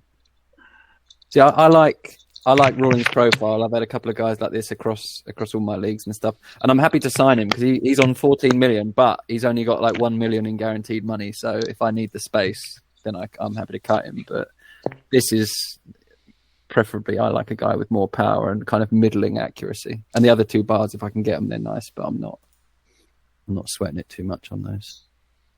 Can you pull up the Tucker Tigers, their kicker? Sure thing. Because that guy was signed like in week 1 or 2. Oh yeah, I think I remember that. Yeah, 70 vet. So when I saw that, I was like, wait, why is that guy on the market? And then I looked at him like, okay, he's 72 rated, but that guy would never be on my team. No, Ben obviously doesn't subscribe to that. He's quite happy to. Exactly, yeah. I think when your offense is so high powered, you can afford to, take a couple of kick returns against you here and there or whatever. Look at He me. actually played 2 kickers this season. Did That's he? weird. He Platooning. picked up this guy late in the season because it was on the market. And nobody else picked him up. Oh, he has 2 kickers. No, he Well, he released did. the other guy to Yeah, make Jonah space. Shahadi. Oh, because I was going to say he only attempted 15 field goals. He signed him mid-season because this guy was on the market from week 1. And I feel like, hasn't Ben said before, or it was T-Zac maybe or something, that like with the high-powered passing offense and stuff, they tend to go for it on 4th down maybe a little bit more than the average team, decline to kick Yeah. a field goal or punt it and then, do an arm punt or whatever and just roll the dice that you'll get more chances later. Absolutely. By the way, we have Ryan here who took over Toronto's team. I think he's still with us. I am But- still with you. Is my audio working? Hey, there you are. Hey, It is. wonderful. Okay. I know you took over the team. It's not your team, but you got him in the playoffs. You did magic, and you turned the team around. You want to talk about it? Sure. This is a GT86. Daniel and I took over here, and it was sort of a last minute thing. I think we picked up the team like while we were on the clock or something in the first Yeah. round. Yep. Yes. And we had debated taking that tackle that went, so one of you guys at 120, who looks really good now, and decided we were just going to go all in on the pass game and took our 5th wide receiver or something. Let me read We the just had team. Go ahead. so many wide receivers, and the team seemed so bent towards that direction. We decided to lean in. And the wide receiver, he looks good, but he hasn't actually performed very well this year. But the division looked somewhat open. It didn't look like any one team was dominating. So we figured, why not stick our neck out and see if we could sneak into the playoffs. And somehow a tie in the last game of this season got us in. We had to play North Plainfield, and I thought we needed to beat them, but we snuck in with the tie. And now we play them for the 3rd time. How are you liking? Well, let me say this. Do you guys know what you want to change on your team for this off season coming? We haven't talked about it yet, but I think it's obvious we need a different quarterback. This guy is an interception machine. Our options were fairly slim when we had to pick a quarterback out of free agency, basically, and landed on this guy. And, 29 picks? Yes. Not 29th. Wow. Yeah, Yeah, that's a lot. yeah, not going to win you in a lot of games. I know that's going to be hurting you as well. I know you hate interceptions. Yeah, I have to sort of change my expectations here a little bit. I can't be putting up 33-5 seasons like you were doing You when I'm throwing guys, it this often. But you guys almost threw 900 times. Kind of have to with that many good wide receivers. yeah, you gotta give them chances to make plays. But like, I don't think any of our receivers were over 7 yards a target. Like, it was definitely not an efficient. Yeah, Riley. attack right now. My guy Straczynski should be in free agency next year. I'd like to see what he could do in that fucking with all those wide receivers. Did you have to Well, rebuild? Did you have to rebuild your whole game plan? Yeah, I mean, it wasn't rebuilding; it was just building because Yeah. we just had what we did. We didn't have. Neither of us came into this with a game plan that was ready to pass 900 times. So we took a couple of cracks at it, and none of them have resulted in not handing the ball to the other team frequently. Like, I'm pretty disappointed with the output we're getting from the receivers. I'd prefer better numbers there, but Yeah, it'll it's take the some- efficiency. take some Though, isn't doing. it? I mean, the volume's there and the efficiency. Yeah, is it's just, definitely about efficiency. That's my complaint. Yeah, like, I mean, I'm not going to complain about volume when you throw it 900 times, but yeah. they need to do better when we get them the ball. When did Toronto lose Mock? Does anyone remember? Was that at the rollover this year, or was it last year, or what? Because he was there for a long time, wasn't he? So that's like 15, 16 years of cohesion gone. That's a In good their question. last game. When did Toronto lose it? Let's see. Is that their previous quarterback, I'm guessing? Yeah, that was like T-Zac's crazy numbers, crazy stats guy. Ah, It it seems- was this off season. Maybe 21-23. That was his last No, season. he No, played he last retired season. this off season. Yeah, he played last year. Just not in Toronto. No, He he did. played in Toronto last year. Oh, did Yeah, it? but only a couple of games because he was dropped so hard. I think. Oh, okay. Ratings. Yeah. So that passing cohesion must be like a pretty clean slate in Toronto now then. Oh no, still 82 looking at the thing, so not too bad. The receivers are still there. Receivers, yeah. Yeah. Offensive lines, one of the worst in the league in terms of cohesion. Which is gonna hurt. Yeah, same with defensive front. And then secondary. Secondary's third in the league in terms of cohesion, so yeah, Speaking of the offensive defense, line will hurt you. we looked at the numbers from last year and thought that the roster seemed like it was underperforming. Thought we could improve on that, but we didn't really make that many strides like we were hoping to. We were one of the worst teams against the run, and not that great against the pass either. Yeah, you were 32nd, 145 yards people put on you, 4.71 yards per carry. You allowed points, 23, so you were 21st allowing points, and you put up 22.6 points, so you were 15th in putting up points. You were third in your offense, total yards, 387 yards. Yeah, the yardage output compared to the points, I assume, just directly suggests we're throwing too many interceptions. Let's look at your red zone. It wasn't very good. You guys were rated. Actually, you were up here at 5.4. Yeah, third in the league. Oh, really? Yeah, you were very good, actually. Oh, I thought it was 4.9. Maybe we bumped up later. You got the ball down there 60 times. You punched it in 39 of the 60 with a 5.4. It's pretty good.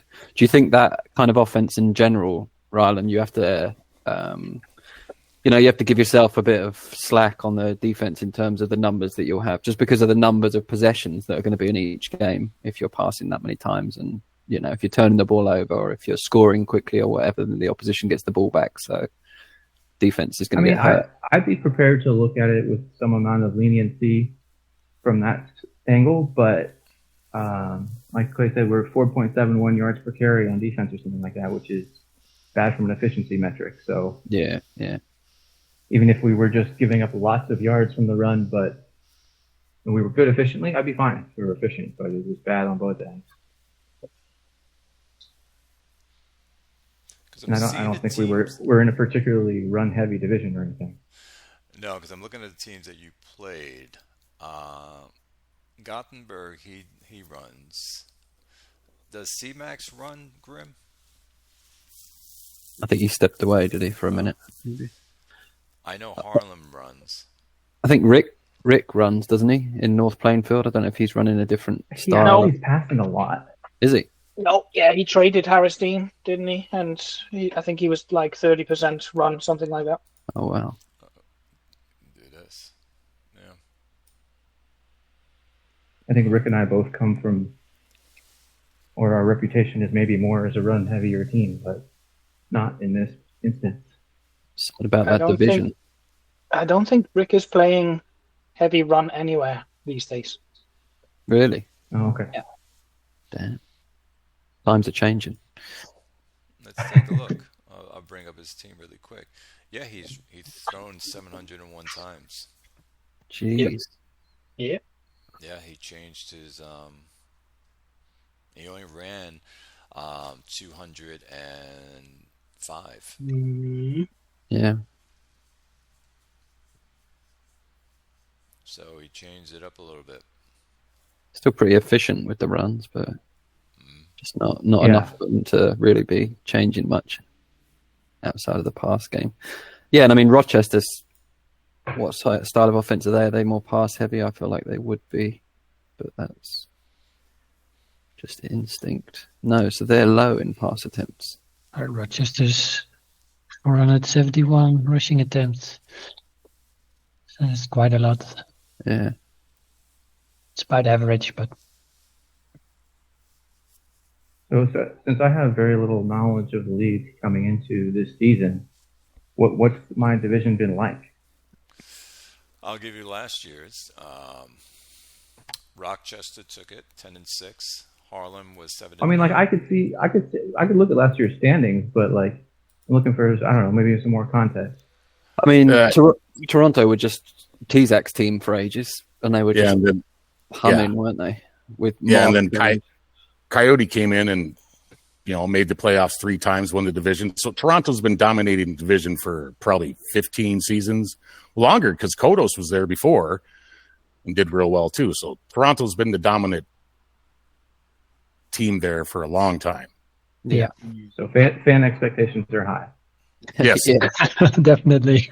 Yeah, it's just Derek got real busy with work last season when he thought he wasn't going to be, and kind of let the team go, and that's where we're at now. But I think it was Mock retiring that really fucked him last season. Yeah. And then the rest of the teams are a toss-up, basically. They keep changing who takes second, who takes third. Okay. Well, I feel like we got a little bit lucky because I know our Pythagorean points for and against isn't that impressive. So we'll have to do better next season if we want to make it back. I think with you and Daniel and Rick coming in North Plainfield and stuff, I think that division could turn into a dogfight as well for top spot. That could be another one that gets competitive. Yeah, and Bob's shaping up to do some good things with his team as well. I mean, I thought he was going to do way better than he did this year, but still went 7-9. Yeah, strong finish. Especially when he has his running back, Crawford. Did he He's got his running back. Britt Meyer needs to fucking play a little bit better because he's got a great receiver and tight end to throw to. So, yeah, Meyer let him down this season, by the way. Yeah, only 50% completion. Yeah, I can't expect that to happen again. No, he's got Levon Arnold and Hugh Wasiewski at tight end. I think Crawford could probably catch more passes next season.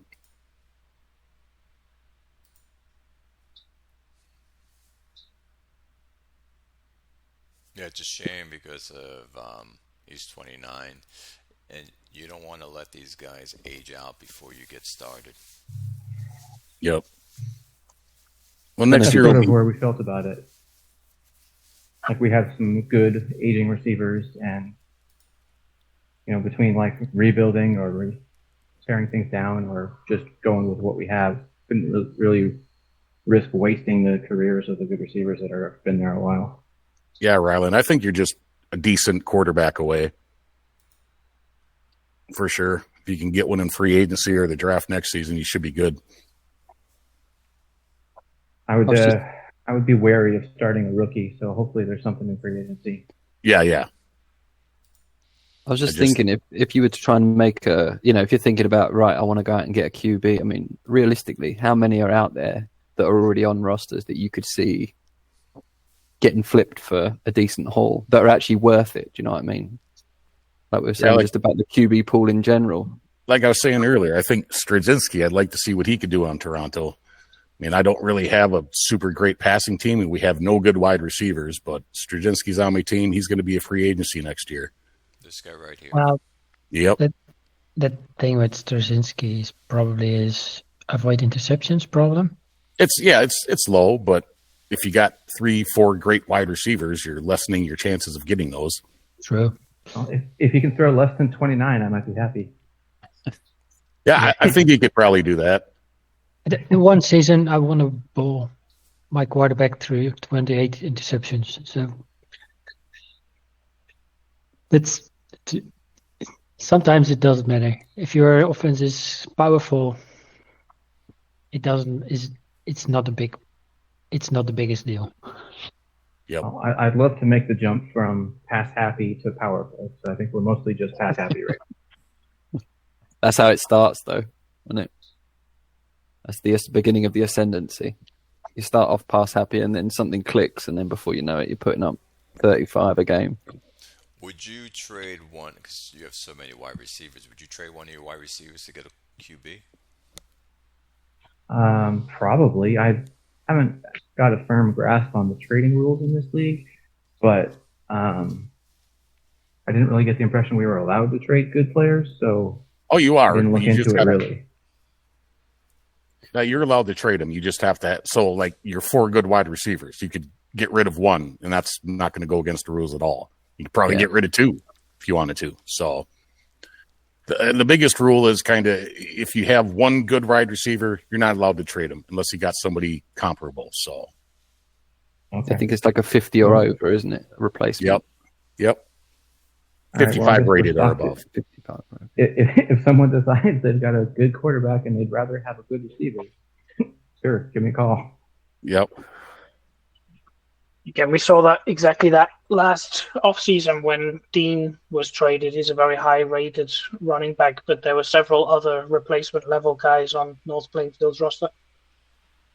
Yep. Yeah, and Howie just fell into that because he was inquiring about another running back on Rick's roster, and Rick's like, well, no, I'm not getting rid of him, but I'm just going to let Dean go to free agency. So Howie's like, fuck it. I'll give you a first for him. Yeah, it's because of the cost, I think, wasn't it? Yeah. He was very expensive to re-sign. Yep. I love seeing big trades and people shelling out stuff. I love that. So, well, you have a nice off-season. Well, you have the playoffs now, so I don't believe in luck, so have a nice game in there. You're in Thanks. the other conference, so doesn't interfere with us over in our conference. But if you were in mine, I want you to crash and burn. if you're gonna come play me. That's the spirit. That's a bit of a grudge match between you and North Plainfield, then, if it's the 3rd time you're playing this season. Yeah, it is. And we're coming off a tie in week 17, so something's got to give. Yeah. Yeah, it should be an interesting game. 2 pass-heavy teams. Okay, Yeah. Is there That's cool. anything else you guys like to talk about that's been on your mind about the league? I'm sure it is. Did you guys go through MIJB's team yet? You Yes. must have did that at the beginning. Okay. Yeah. He got an hour And time. Nice. it was a long time, yeah. The one thing I thought would be interesting is looking at Oakland, how they got to 14-2 because, well, That's right. 11 games won in a row. Let's look at Amazing. Jugs. He's did wonders with his team. It's just the defense. Finally, after 5 seasons of having all those guys together, they finally fucking clicked this year. It's just like, dude, I thought this was going to happen. I just was texting him the other night. I'm like, man, I thought this was going to happen 3 seasons ago with that defense, and he was so frustrated with them with all those great players on that defense. But this year, they finally showed up. I mean, he's got 1, 2, 3. Just his defense is so good right now. He's allowed only 16.8 points a game. He's ranked number 1. He's put up 27 points per game, and he's ranked number 4. Just those two alone, you're at 14-2. In so many of the important things there. He's second in the league in third down conversions. He's second in the league in preventing third down conversions for his opponent. He's got good pass rush percentage, pass defense percentage. And the offense is quite efficient too, which keeps the defense off the field, which makes the defense look even better than it is. So then it already is. Yeah, that's the guy that I let go. Is this the Super Bowl favorite? I think for me, Jugs has got to be up on consideration for the bowl. Yeah. Absolutely. I think he definitely my money makes- on Tucker, but it is the team that should be in there too. He's got the offense and he's got the defense going. Who's he played this season? Did he have any super tough close games or anything? He destroyed Hanalei. So he lost against Fairbanks and Chesapeake, with his 2 losses early on in the season, week 4 and 5. Yep. I mean, he just re-signed Kornick this season too. He was in free agency. He just like, fuck it, I guess. He's got the cohesion, grabs him back, and he still had some left in the tank, and that's surprising. I think the most impressive result on his schedule was destroying Arizona in week 3. That was a shocker. Yep. Oh, horrible to watch that. But I mean, Jugs has been a GM that I've never enjoyed facing and he's someone who the style of play has always been pretty good to look to for the team that I was trying to create in terms of the balance, because you try and stop one thing and he does the other thing really well. And his defense, I've never got anything close to his defense, but yeah, he's horrible to play against. I was just thinking his quarterback would look good on your team as well. Yeah. Quite similar. And he's got that wide receiver that he can rely on, or a couple of wide receivers that he's targeting nicely. So I could never have that small of a list of targeted players. I have to spread mine out more than that. All kind of like your team, Omen. All his players does something. Everybody's involved. Like his defense. You're not seeing 20 sacks. You're seeing sacks amongst every different player to do what he needs to do. So I love it's, that. It's an all-team event, his team. That's a much more sustainable model for the salary cap, too. Yes. Yeah. Absolutely. But he has got a lot of guys who are highly rated. You know, a couple of 70 rated D linemen, some 60 rated linebackers. They are going to demand money, even if they don't play a lot. So, I mean, someone's going to get expensive sooner or later. Yeah. Look at his safety. 6 interceptions, pass defense of 83.2. Yeah. I mean, everything looks great apart from the very low intelligence, but he looks like a prototypical strong safety, bar-wise. And you got him at pick 22. Yeah. I mean, it's not an accident that his team are so good. I don't think, that the stats look so good. He's dialed in. And that's why I think, he doesn't have a lot of old guys on that defense yet either. I mean, outside a weak side linebacker. No. Their cohesion is very good all over. They got 100 on the defensive front. Yep. And 80 on the secondary. did he play anyone this year that's like super passing a lot of possessions in the game? Would it be OBX out of Banks? They're more balanced. Yeah, he didn't play any pass happy teams. No, even Frederick's not as pass happy as you might think they would be. Yeah. New ownership, right, in Frederick? To mean, relatively. Yeah. How Yeah, about it's Chesapeake, Rick. Quick's team? Is he a passing team? Oh yeah. No, Yeah. he's pretty well, he's more balanced, I think. Oh, is He's not throwing 700 times. I think he threw 4,500 times he threw this year, so that's about average for him. Or not. Yeah. No, wait. He threw 700 times. Sorry. So maybe he is more a passer. He changed around with his young quarterback, Aaron Tucker. Yeah. Either way, I just wonder what would happen, against Ben's offense, which I guess we're probably going to see, in the bowl. That's probably going to be the bowl game, I think. But I think those teams deserve to play the ball game. Well, let's look at right now. We have Jug's team up, and you can see the defense where he stats, and you can see the offense where he ranks. Now I'm going to bring up Tucker's team. So let's look at Tucker. So, on points per game, he's ninth in defense, but he's first in points and offense. yeah, His pass defense, Tucker he's ranked 22nd, and Jugs was ranked, what was it, 3?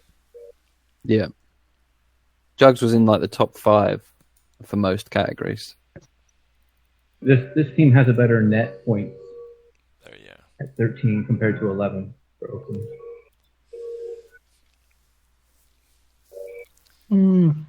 I think Tucker played a harder schedule, so that is going to deflate some numbers. Yeah, that's on the forum, isn't it? Is it the preseason post or one of the early season posts that says about the schedule? Right. Yes, I think it's in the very beginning.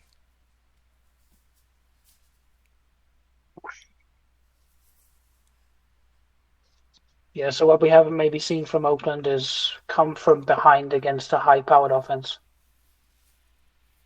That would be the risk, I guess. Yeah, because with running teams, I mean, if you go down by 3 scores early on, and then your team's trying to, if you're not that comfortable passing a lot, then things can just come unstuck quite quickly. But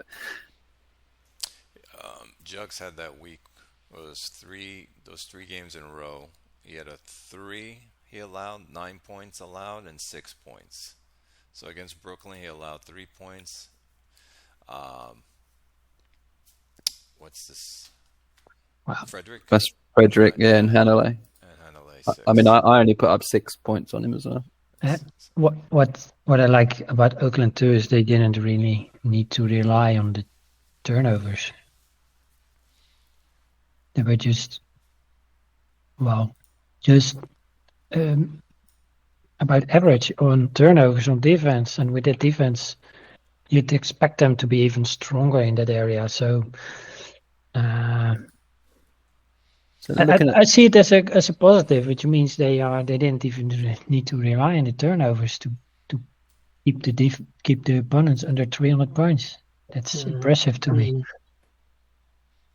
Well, he was a plus 13 on turnovers. just looking at that schedule strength post from I have them at +6. Are you in the same season? early on. At the bottom of the No, maybe I'm missing a season. You're right. I was on the wrong one. Okay. So Tucker had predicted the easiest schedule in the league apparently, and Oakland had the second toughest. Right. So for Oakland to go 14-2 facing that schedule, that's a legit team. Yep. Wow. Pretty legit. I mean, Ben's team is what Ben's team always is: high yardage, loads of touchdowns. Just blow you away. So he's always going to be there or thereabouts. Yeah.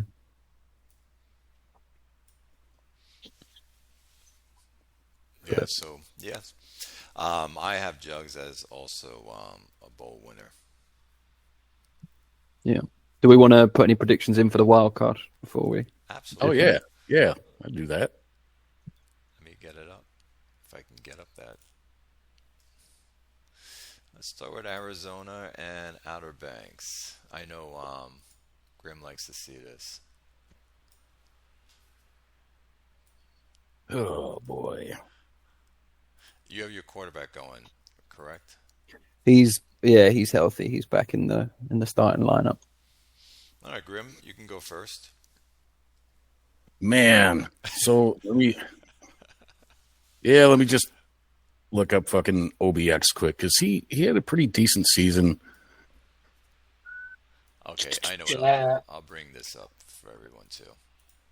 Summary. I mean, if So OBX can't stop the run, it's Yeah, gotta be he- Arizona's game. that's what I'm thinking because I'm looking. His defense is not really good. I think Horner could whip his ass. Holy moly! All right. So yeah, I'm gonna take Arizona on this. We'll say 30 to 20. 30 to 20 Arizona. All right. Boots. I'll take Arizona as well. I have a lot of respect for Outer Banks. They're quite crafty, but the matchup doesn't look that favorable here. And Tom's team, I think, letting them get into the playoffs was a mistake by the rest of the conference. They could go deep again. So 27 to 24, Arizona. DT, I know you don't know the teams too well, but you can take a gander. I'm assuming you mean me. Yeah, Ryland. Ryland, I meant. Okay. I'm going to have to go with Tom here. I'm going to say 31-17, and I'm really excited for Tom to choose the other team when he makes this prediction. Yeah, right. I won't be predicting on my own game. I can't do it. But... You have to. You have to. Those are the rules, Thomas. Yes, it Oh. is. You have to predict your own games. I'm going with Arizona. I know how he plays, and I'm going to say 35-17 Arizona. I don't like this. I don't like this. There's no- Outer Banks. This is bulletin board material for Outer Banks. Let's just say. it like that. This. There's no such thing as jinx. Oh, Mateos, before Melman does it, what do you think? I'm gonna make it a billboard material. It's 24-17 Arizona for me. Oh god. No, I mean, I think playing on the road, home field advantage in the playoffs is tough, and we're not that good at stopping wide receivers who do a lot of damage, and he's got that. Flowers, is it 7.4 per target, 1,400 yards, 7 touchdowns. I mean, we might struggle to contain him if we can get control and get a couple of scoring drives together, then that always helps. But if he scores a couple of quick touchdowns or we have a turnover or something, then we could be in real trouble, I think. So I'd have to go Outer Banks at home. Okay. Next up, Chicago at Fredericks. I will say, Boots, you can go first. I'm not an expert on Chicago, actually. Frederick are a bit of a thorn in my side the last couple of seasons. So on that basis alone, I will take them at home with a horrible 16-9 game.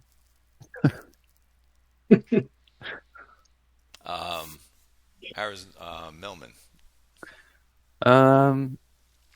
Just looking at Chicago's offense, I think that there's something to be feared in the playoffs. I mean, they had the number one completion percentage and the yards per attempt in the league, and they were second in points per game, third in third down conversions, and sixth in total yardage. So I think if you can stop their offense, you got a great chance. But if you can't, then you could be getting blown away. And that's not just to Frederick, that's to any team that faced Chicago this season. So I'd have to go with Chicago. and I'd say probably 34-27. Rylan? Let's see. It looks like Fredericksburg's calling card is stopping the run, and that doesn't seem like it's going to do a lot against Chicago. So I'm going to go with Chicago. You want to give it a score? Sure, why not? Let's say 27-21. How about you, Grim? I'm taking Chicago. I think this could be a rough one for fucking Frederick. I'll do Chicago 34 to Frederick 17. I'm also going to pick Chicago. And I think Chicago will be 24 to 10. 24-10. Next up is Orlando. I haven't made my pick. I've Oh. made my pick. Oh yeah. I'm going with Chicago 13-10 because it's a snow game. Is it snowing? Damn, it's a snow game. Oh yeah, 13-mile-an-hour wind too. Oh, so that's gonna suck for passing One of and us was paying running. attention. Wow. Yeah. Yeah, as well. That played into my low score prediction as well. So does that nerf both? I mean, does that just nerf the whole game basically in terms of quality? Pretty much, man. Oh, that, God. that amount of wind and snow, Jesus, they're gonna be slipping all over, not gonna be able to throw the ball right. I'm still Yeah. staying with Chicago. Anyone change? Yeah, me there? too. No, I'll keep Chicago in the blowout. Yeah, I'll keep Chicago. So it's all road teams so far then, majority. Yep. And Mateo, you took Chicago as well, you said? Yeah, 13-10. Okay. All right. Why don't you take the next one? Oakland against Houston. Oakland's going to Houston. No, Orlando. Orlando. Orlando, I meant. I've got to pick Orlando. 24-14. 24-14. All right. Grim? Man, Orlando. Yeah, because Ken just snuck in too, didn't he, at the end? Yeah, Orlando. Check out Houston's shit here quick. Their defense wasn't great. Their offense was. Yeah, I got to go Orlando too. I'll go. Let me see, 31 to 21, Orlando. Rylan? I'm keying on the run game again because the Orlando 28-20. Melvin? Man, just looking at Orlando, their defense was crazy this year. Only 284 points allowed all season. Yeah, I'll have to take Orlando as well. I'll say 28-14. I'm also going to go Orlando. And I'm going to say 21-17 on that game. Grim, you can take this last one. It is Toronto going to North Plainfield. Oh, that's a tough one. This one is a tough one. Tide God. And he's just got. I think he could be fucking. Well, got number 11 on passing defense, number 3 on passing offense. Oh, God. What's the weather look like? Nope, it's calm. 13 degrees. Yeah, we can't forget the weather now. God damn it. I don't know how he stops. I mean, interceptions could be a thing. Man. So I got to go. Yeah, I got to take the home team here. North Plainfield, we'll go 27 to fucking, 18. 27-18, and I think interceptions kill you, Rylan.